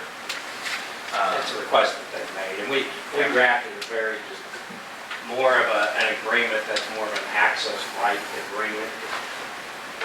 So in some of these, and I think you've seen probably more like maybe like the Lakeland over in Park or Leland over in Park, where you have roads that are in portions of the road or both jurisdictions, but they're sharing in the cost, and there's funding through the CARS program, and in those, it's very specific about, okay, you're gonna pay 29.83%, and you're gonna pay, the difference, and it kind of goes to the earlier question. The simplest, in my opinion, is keep that out. If you're gonna do this project, you gotta do that work, so it doesn't, logic says, okay, so it's 7% of the project, and we're gonna, try to do that. It's nickel and dimes and the thing. Now, obviously, we're not gonna go, half mile one direction to the other. Nobody would expect that. So, Only Bonner. yeah. We'll work it out when you need sewer access. Let's stay focused on roads. Let's stay focused on roads. Sounds like In the Kirk Collins. maintenance on the bike run and the sidewalks and things like that, that's not gonna fall on the lady that lives on the property. She's not gonna have to maintain all that bike run that they're putting on the property. If he was in the right of way. That's probably an issue because we haven't really had sidewalks, generally speaking, in the city, but that's becoming more of an issue is, when there's a house, in a subdivision, generally the answer is yes, it falls to the property owner to, maintain the thing. Trails oftentimes get treated a little bit like a trail because it's a trail, so I can tell you, I know this happens some in Johnson County with the Streamway Trail, so cities maintain the trail and sidewalks are still maintained by the residential community. So if it's a trail, then they don't expect the homeowner to go out and plow a trail for snow, as an example, or hold them responsible. We're kind of growing into some of those issues that we've never had to deal with. Right? We've not really had sidewalks along the way. I can tell you, Edwardsville Drive, we maintain a certain portion of that because most of those houses back up. Kansas Avenue kind of goes, we got a little bit of both. Right? We have area for those houses and they maintain it, we got areas that's not. And it's a change. I expect we will have that discussion. Any other questions? 2-3 minutes. Yeah. Yeah. Randy, thank you very Thanks, sir. much. Thank you. David, thank you. Thank you. Did you No send me those action on numbers, by the way? I sent them to you. Go for it. Okay, thank you. Yeah, you did. There's no action on this, right? No, sir. Moving on to the next item, number 8, consider motion to recess into executive session according to KSA 75-4319B2 regarding consultation with city attorney or matters that would be being privileged in the attorney-client relationship regarding the development agreement for the Village South Edwardsville project. How much time do we need? We believe 20 minutes to begin. I make that motion. Go to 5 after. Mayor just said, and go to, and reconvene here in general session in 5 after. Second. Okay, it's been moved and second to go into executive session, recess into executive session. Would the clerk please call roll? Adams? Yes. Kayar? Yes. Malott? Yes. Shriver? Yes. Snipes? Yes.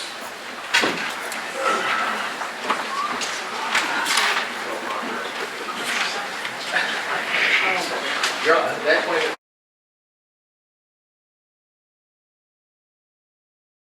No, the special interest groups. It's incredible, That's why. It's, return to the regular session. I don't know, it's Motion like a twist. and second to return to regular session. Clerk please call roll. Adams? Yes. Kayar? Yes. Malott? Yes. Shriver? Yes. Snipes? Yes. Move to return to executive session for another 15 minutes. We gotta go for a time limit, let's say 25. 25 minutes. Yeah, 25 after, 8:25 or 9:25. 25 after? Yeah, 9:25. Second. Okay, motion and a second to return to executive session until 9:25. Would the clerk please call roll? Adams? Yes. Kayar? Yes. Malott? Yes. Shriver? Yes. Snipes? Yes.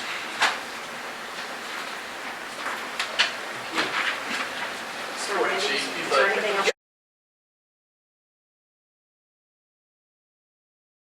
Randy and I are out of here.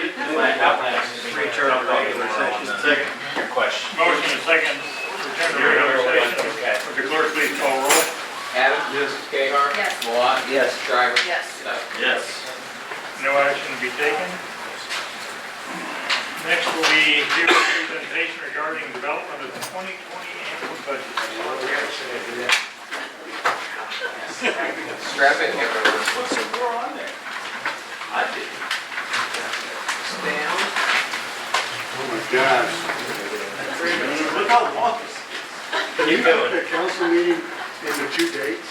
Let's go. You can't do that, can you? Tuesday. If you call it for like a specific date, you can't end it on another date, can you?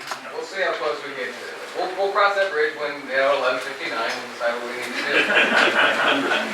Mr. Mayor, members of council, tonight is I going know to you call that. tonight is going to be kind of our, for lack of a better word, kickoff to our larger discussion regarding the development of the 2020 budget. And how we've kind of done it the last 2 years, we really want to make this an ongoing discussion throughout the year, where we kind of kick it off at the beginning in the first quarter. I'll get that for you. In the first quarter, where we have our department heads give a report on the previous year. So that gives you some context as to the departmental activity in the previous year. That leads to that first quarter review that we did a couple weeks ago that catches us up on how our budget figures are performing. That leads into audit that gives us solid numbers about the previous year. And then now we're at this stage where we're going to be talking about finishing out those 2019 projections to kind of set the stage and set the table for ongoing discussions related to the budget for 2020. Critical success factors, we bring these up every year. These are kind of the parameters and the items that are really the focus of the budget and what drives our activity. We'll focus more on that as we get into the actual numbers of the 2020 budget at later dates. Some 2019 goals and achievements, this we want to bring up, but this is what we're doing with the budget funds that we've got. in 2019 at least. We've had a focus on capital needs throughout the city. We've had a lot of discussion even tonight about some of those projects. We've done a lot of addressing community initiated concerns, the code and zoning concerns related to the Old Town area, the cleanup of Stony Point Cemetery, the Speaker Road signage and speed limit changes. So we're focusing on what folks are bringing to our attention in settings like this when folks are just reaching out to staff for their council initiated changes. We've seen growth in the business community, in the business park expansion. We've got the FedEx ribbon cutting going on tomorrow at 10 o'clock, just as a reminder. Fastenal expansion's been underway. We've got new businesses along Cog Drive and Outfield Beer Company, All American Auto, some different spots in the Plaza West development. Public safety investments, the new DigiTicket software upgrades. Again, tonight we talked about abatement of some fire damaged properties. And then in the realm of long-term planning, we're initiating aspects of comprehensive facility assessment and the Parks and Rec Advisory Board and it's the kind of public engagement data collection phase of the Park and Recreation Master Plan. So that's just, again, a really broad overview of our activity in 2019. Real quick, we'll have one slide on the 2018 General Fund recap. This is essentially just a one-slide reminder of where we're at after the audit. This right here is what we adopted in the 2019 budget in August of last year. So this is what our estimates for expenditures in blue and revenue in orange were. This is how we actually ended up the year, as was reported in the 2018 budget report at our last meeting. Expenditures exceeded the budget by a little more than $160,000. I touched on this in earlier presentations, but that was largely driven by public safety staffing, some vehicle maintenance that was unexpected, higher court fees that were due to the state, which we also saw a higher court revenue last year, so that's to be expected. And also reimbursed expenses in the admin side were higher, and those were also offset on the revenue side. Revenues in 2018 exceeded the budget by over $370,000. We have really strong city sales and use taxes, and then higher than average gaming, court, and franchise fee revenue. So what we're going to focus on tonight is taking that first quarter review that we did a few weeks ago and kind of extrapolate some of that with the additional data we've got from April and May numbers. What we're going to do is, and this kind of goes back to something Randy had mentioned earlier, these numbers are going to kind of fluctuate as this budget process unfolds, as we continue to get more data, because when we do it too quick, when we give you projections too early and we try and stick to it, then sometimes they can be wrong. At the quarterly review that we had a couple weeks ago, I pointed out that the budget projections that we ended up adopting as part of the 2019 budget, our 2018 projections in that, during that discussion were pretty close to being on point. There wasn't a whole lot of variation between where we thought we would be by the time August 2018 rolled around to where we ended up at year-end 2018. And we try to keep the council involved in kind of the real-time evaluation of that data through discussions like this. The first slide is our sales tax history through May. I reported in our quarterly review a couple weeks back that we were kind of trending a little bit below average in our sales tax collection. We're now kind of falling a little bit more behind that average. I've requested some data from the state so we can zone in a little bit more on why exactly that is and if we can expect that to change. But based on the data that we've got now, our projections show us this is where we budgeted to be at for sales tax collection, and this is where it looks like we may end up if the trends continue to hold the way that they are going. Now, there are some factors, I would say specifically the car lot that they got up and running in late April. There's usually about a 3-month window between sales occurring and then those revenues coming back to the city that I'm thinking we'll probably see an impact to where trends are performing above average in that second half of the year. City sales and use taxes specifically are both performing below expectations at this point. County sales tax is actually performing a little bit stronger than what we had projected, but county use tax is way behind where we had anticipated it would be at this point based on the trends that we were seeing at the end of last year. And again, as we keep having discussions throughout the summer about the development of the budget, we'll have more context as to why that is. And by the time budget approval and public hearing actually rolled around, we'll have 6 months worth of data that'll better inform where we think we're going to end up. But that's kind of an update on where we think, as far as what the data is showing us at this point, sales taxes are going to take us. Typically, the second half of the year outperforms the first half of the year, so that's encouraging, but again, it's just something that we're going to be continuing to monitor. Gaming revenue, we're right on point where we thought we were going to be when we adopted the budget last year. This big jump in 2018 is really because we only received 11 payments. Typically, we receive 12 monthly payments of gaming revenue throughout the year. 2017, we only received 11, and we got the 12th in 2018. So there was an increase from 17 to 16, and that was only with the 11 payments. So this increase is in reality more gradual than that big jump right there.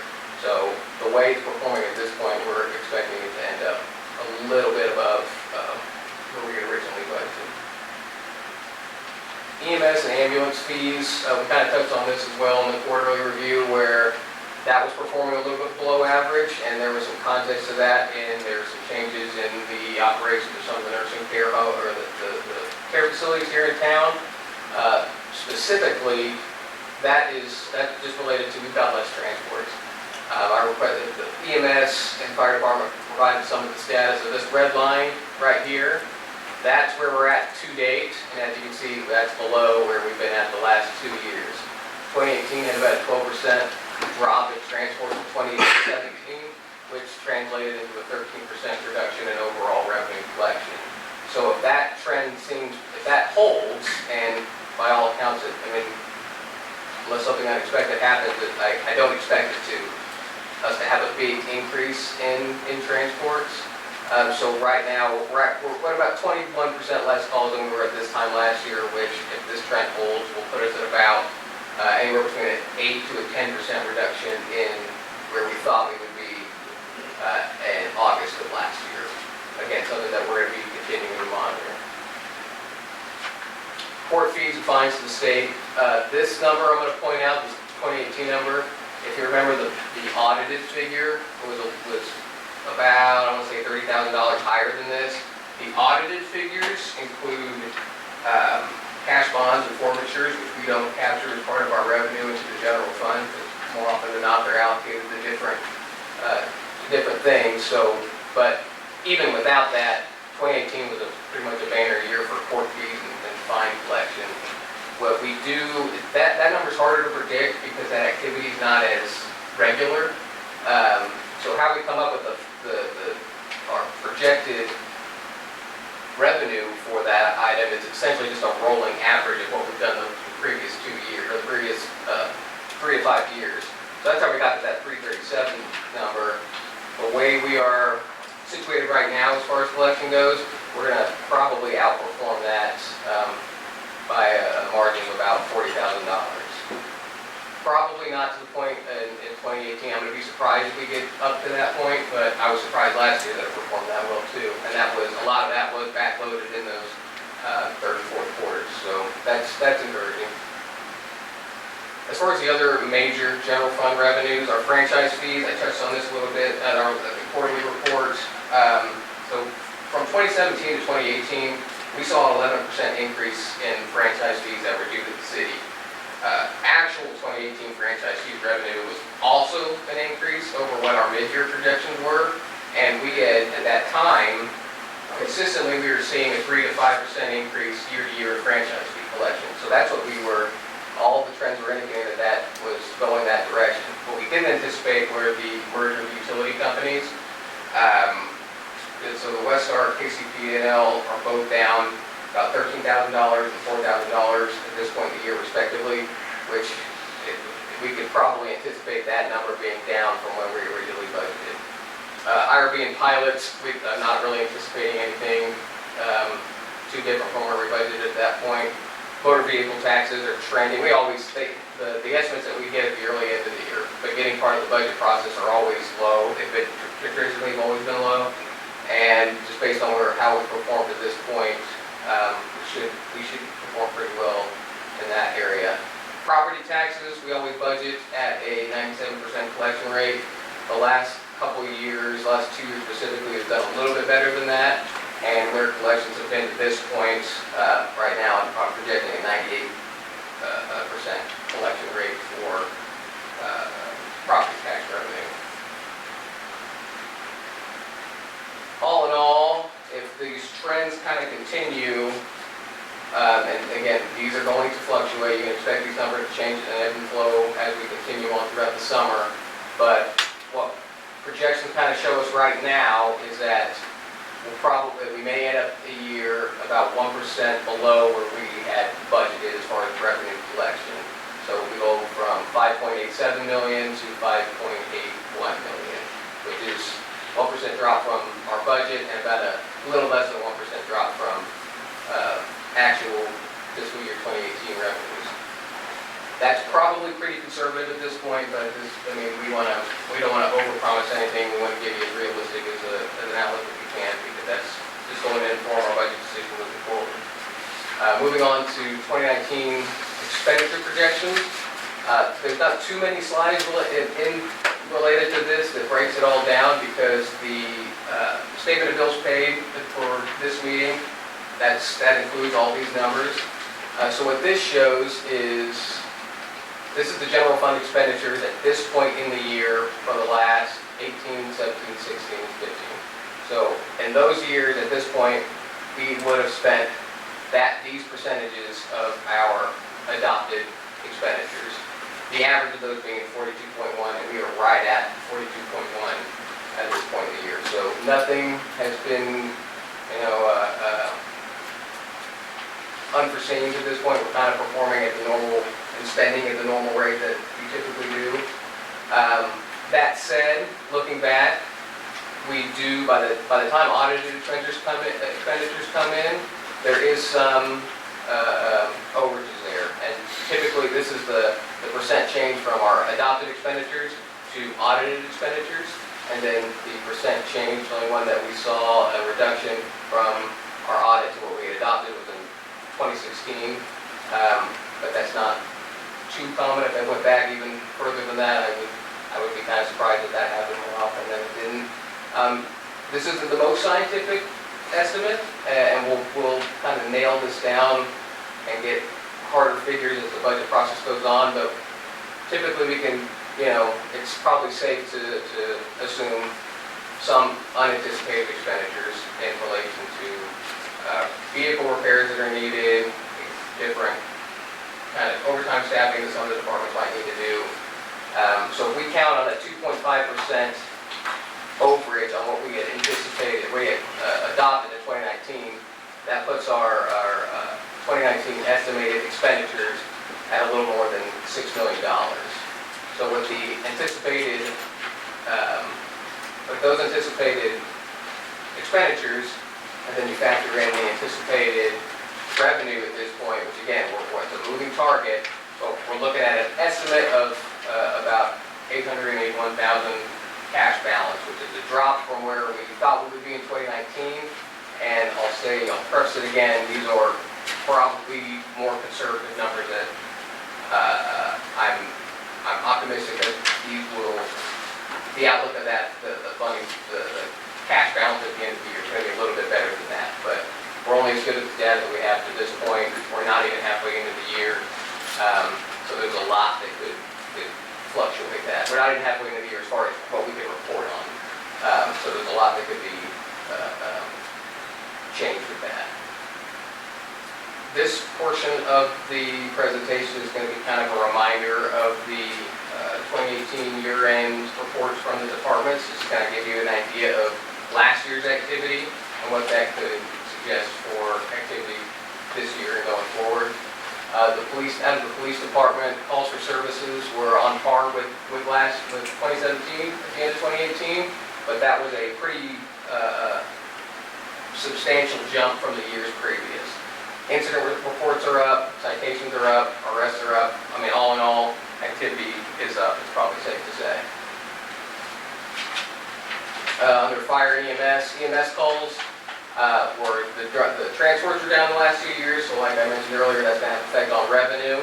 But as far as other activity reports, the square footage that the fire department is obligated to inspect every year, it keeps going up. That adds to their activity load. Last year ended up about 6.8 million. Chief is expecting about a 7.5 million square feet of space that they need to, they're going to have to inspect with increases and expansions in the industrial park, new businesses coming along Cog Drive and things like that. Public Works, the ones that kind of focus on here are the sanitary sewer maintenance hours and the snow removal hours. And the reason I highlight those specifically is because prior to 2018, those weren't activities that we handled in-house, but now they are completely handled in-house. So we are doing more with not that much more robust of the staff.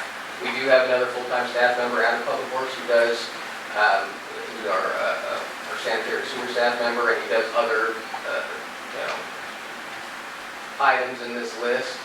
But this is just to say that that activity, even if we didn't have these two items, the activity as far as work orders and code enforcement cases and the amount of work that they do on the right of way, the general work that they do around the city, those numbers would be increasing anyway. So you add on to that work areas that prior to 2018 they weren't really doing it all in-house. So again, just to stress the point that our staff is lean and it does a lot, and we're constantly taking on more responsibilities.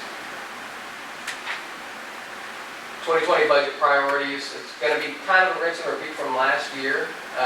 Staffing is going to be a concern with all of our departments, and part of staffing is we have to remain competitive in this market, and part of that is making sure that we've got strong recruitment and retention, and that is directly related to compensation. You'll remember last year, the city manager presented some data that we're going to expand upon this year as far as compensation goes, but it's important to, that wasn't a one-stop or a one-step fix. That's something that's going to be continually to be reviewed and evaluated and adjustments made to it in order for the city of Edwardsville to remain competitive for the talent out there. It's not an arms race with all the other communities that are out there that we're competing for resources with. And then capital expenditures, there's been a lot of discussion on that tonight, and there's going to be more throughout the rest of the year and into 2020. So, try to be brisk with it, considering the time, but if you've got other questions, this is really a table setting presentation. So, I can delve more into some of the numbers that were presented tonight. Probably what will be next is we'll have 2020 budget estimates at our next council meeting to continue some of the discussions. So we'll have more data for relates to 2019 projections. It's going to inform our 2020 estimates. Where last year we started doing 5-year projections, so we'll kind of give an update on how those turned out, at least in year one, and then kind of update those 5 more years out. We'll have some kind of budget update at the end of July. In August, we will have our second quarterly report, so essentially a mid-year report as far as how 2019 is performing, and then statutorily that's when we will be holding our budget public hearing and adoption. So there's still a lot of variables out there to consider. We'll be getting into all that this summer, but we want to present this data in real time to you as we really make the council part of this development process. So you're seeing the numbers as we're seeing them and are coming to, we don't want to present you with conclusions without giving you some of this background data. And this is, we want to make this continually, there's not really a budget season all year, the budget season, and we want to kind of keep you all on that journey with us. So sometimes that goes to 10 o'clock at night. So with that, if there are discussions or questions come out of it, I understand for that. Got 5 questions and 3 with sub-questions. Yes, yes, no, yes, no. But I will hold off until the next meeting when we can address them. Sure. I would say just one, thank you for the work, but I would probably pencil on your calendars, at least to expect, if we typically do, that over the next 3 meeting days, it's likely we will have work sessions attached with our council meeting for budget. So that's the 8th, the 22nd, and generally at first meeting in August. So not needed, it kind of depends on what's driving on the council, but we tend to do those work sessions so we can stay focused on the budget. It may just be 30 minutes or so as far as work session time for that. That's why I have my list. Thank you. Advisory report tonight. Just a couple of quick things. I guess next week will be July 4th week, so July 4th falls on a Thursday. City Hall will be closed on that day. I will be gone the day following that, but Zach is here to roll down the door. But we'll be open on the 5th.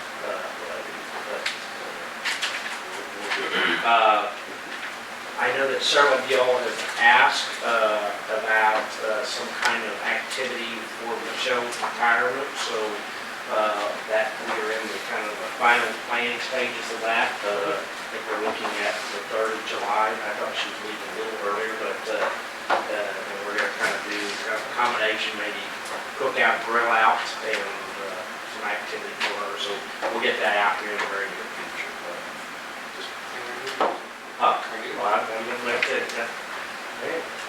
No patience, these young guys. And then the other good news is we have, or I have selected a gentleman by the name of Sean Millison will be our new finance director. He actually started today. He would have been here tonight, but obviously he didn't have much advance notice, but you will see him probably regularly at council meetings. He, like Zach, has an MPA from Wichita State University. Most recently, he has been the, I think they call it the revenue analyst director at Clay County. Yeah, I get it. On the Missouri side, prior to that, he spent time in the revenue division with KCMO. He is actually relocating and already made these plans to the kind of the Delaware Heights area. His son is going to be enrolled in the Bonner Edwardsville School District Departmental School. He has a son, so he'll be here at future meetings, so we'll do a more formal introduction, but he came in running today, so we're taking all the advantage we can of time. Michelle's here because she's leaving on the 4th and going camping or hiking or something for a couple of weeks, so she's looking forward to getting right out to vacation the first day. And that, I don't really have anything else that I'm aware of at this point. Thank you. You guys anything to add? I got it. Chief McPhee. Nothing, sir, thank you. Chief Whittem. Two things. One, we wrapped up the chief level interviews last week for the 2 open position for firefighter EMT. We conveyed additional offers that were accepted. Now we're going to move on to physical, drug screen, medical physical, all that. One of them was an existing part-timer, Alicia Brown, who's lived with us and come out of the Johnson County Community Firefighting Program. The other one is Gil Loxier from over in Overland Park, who had previous experience in Missouri, who's moved up into the metro area about a year and a half ago.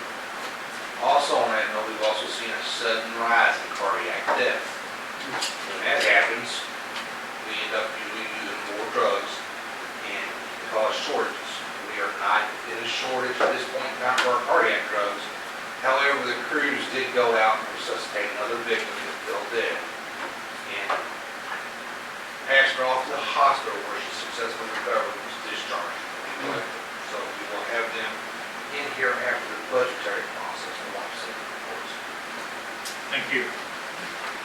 Annie. Nothing. Steve. Lisa.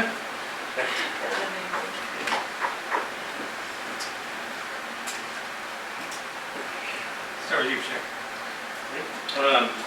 Hey Tammy, I just wanted to mention about the on Riverview from at least 102nd Street East. You know how we mowed that with our right-of-way mower up on the trees? Those are all starting to hang over pretty good again. So it's probably on your list, but I was down that way today and smacked my truck a couple different times as I went through there, so just wanted to bring it up.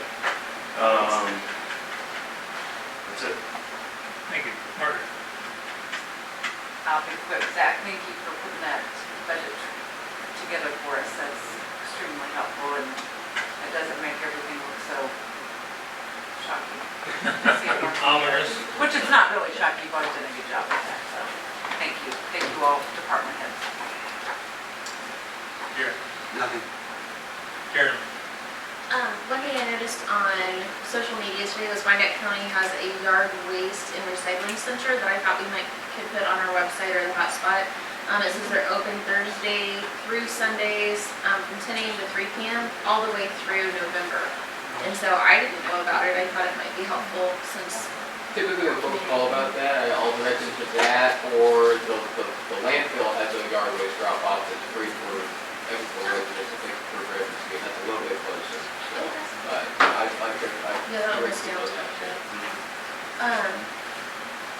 The only other question I had was if we had sent the superintendent the letter yet about the addresses in the district. No. I know he and I have spoken about it. I have nothing. I have nothing. We are adjourned.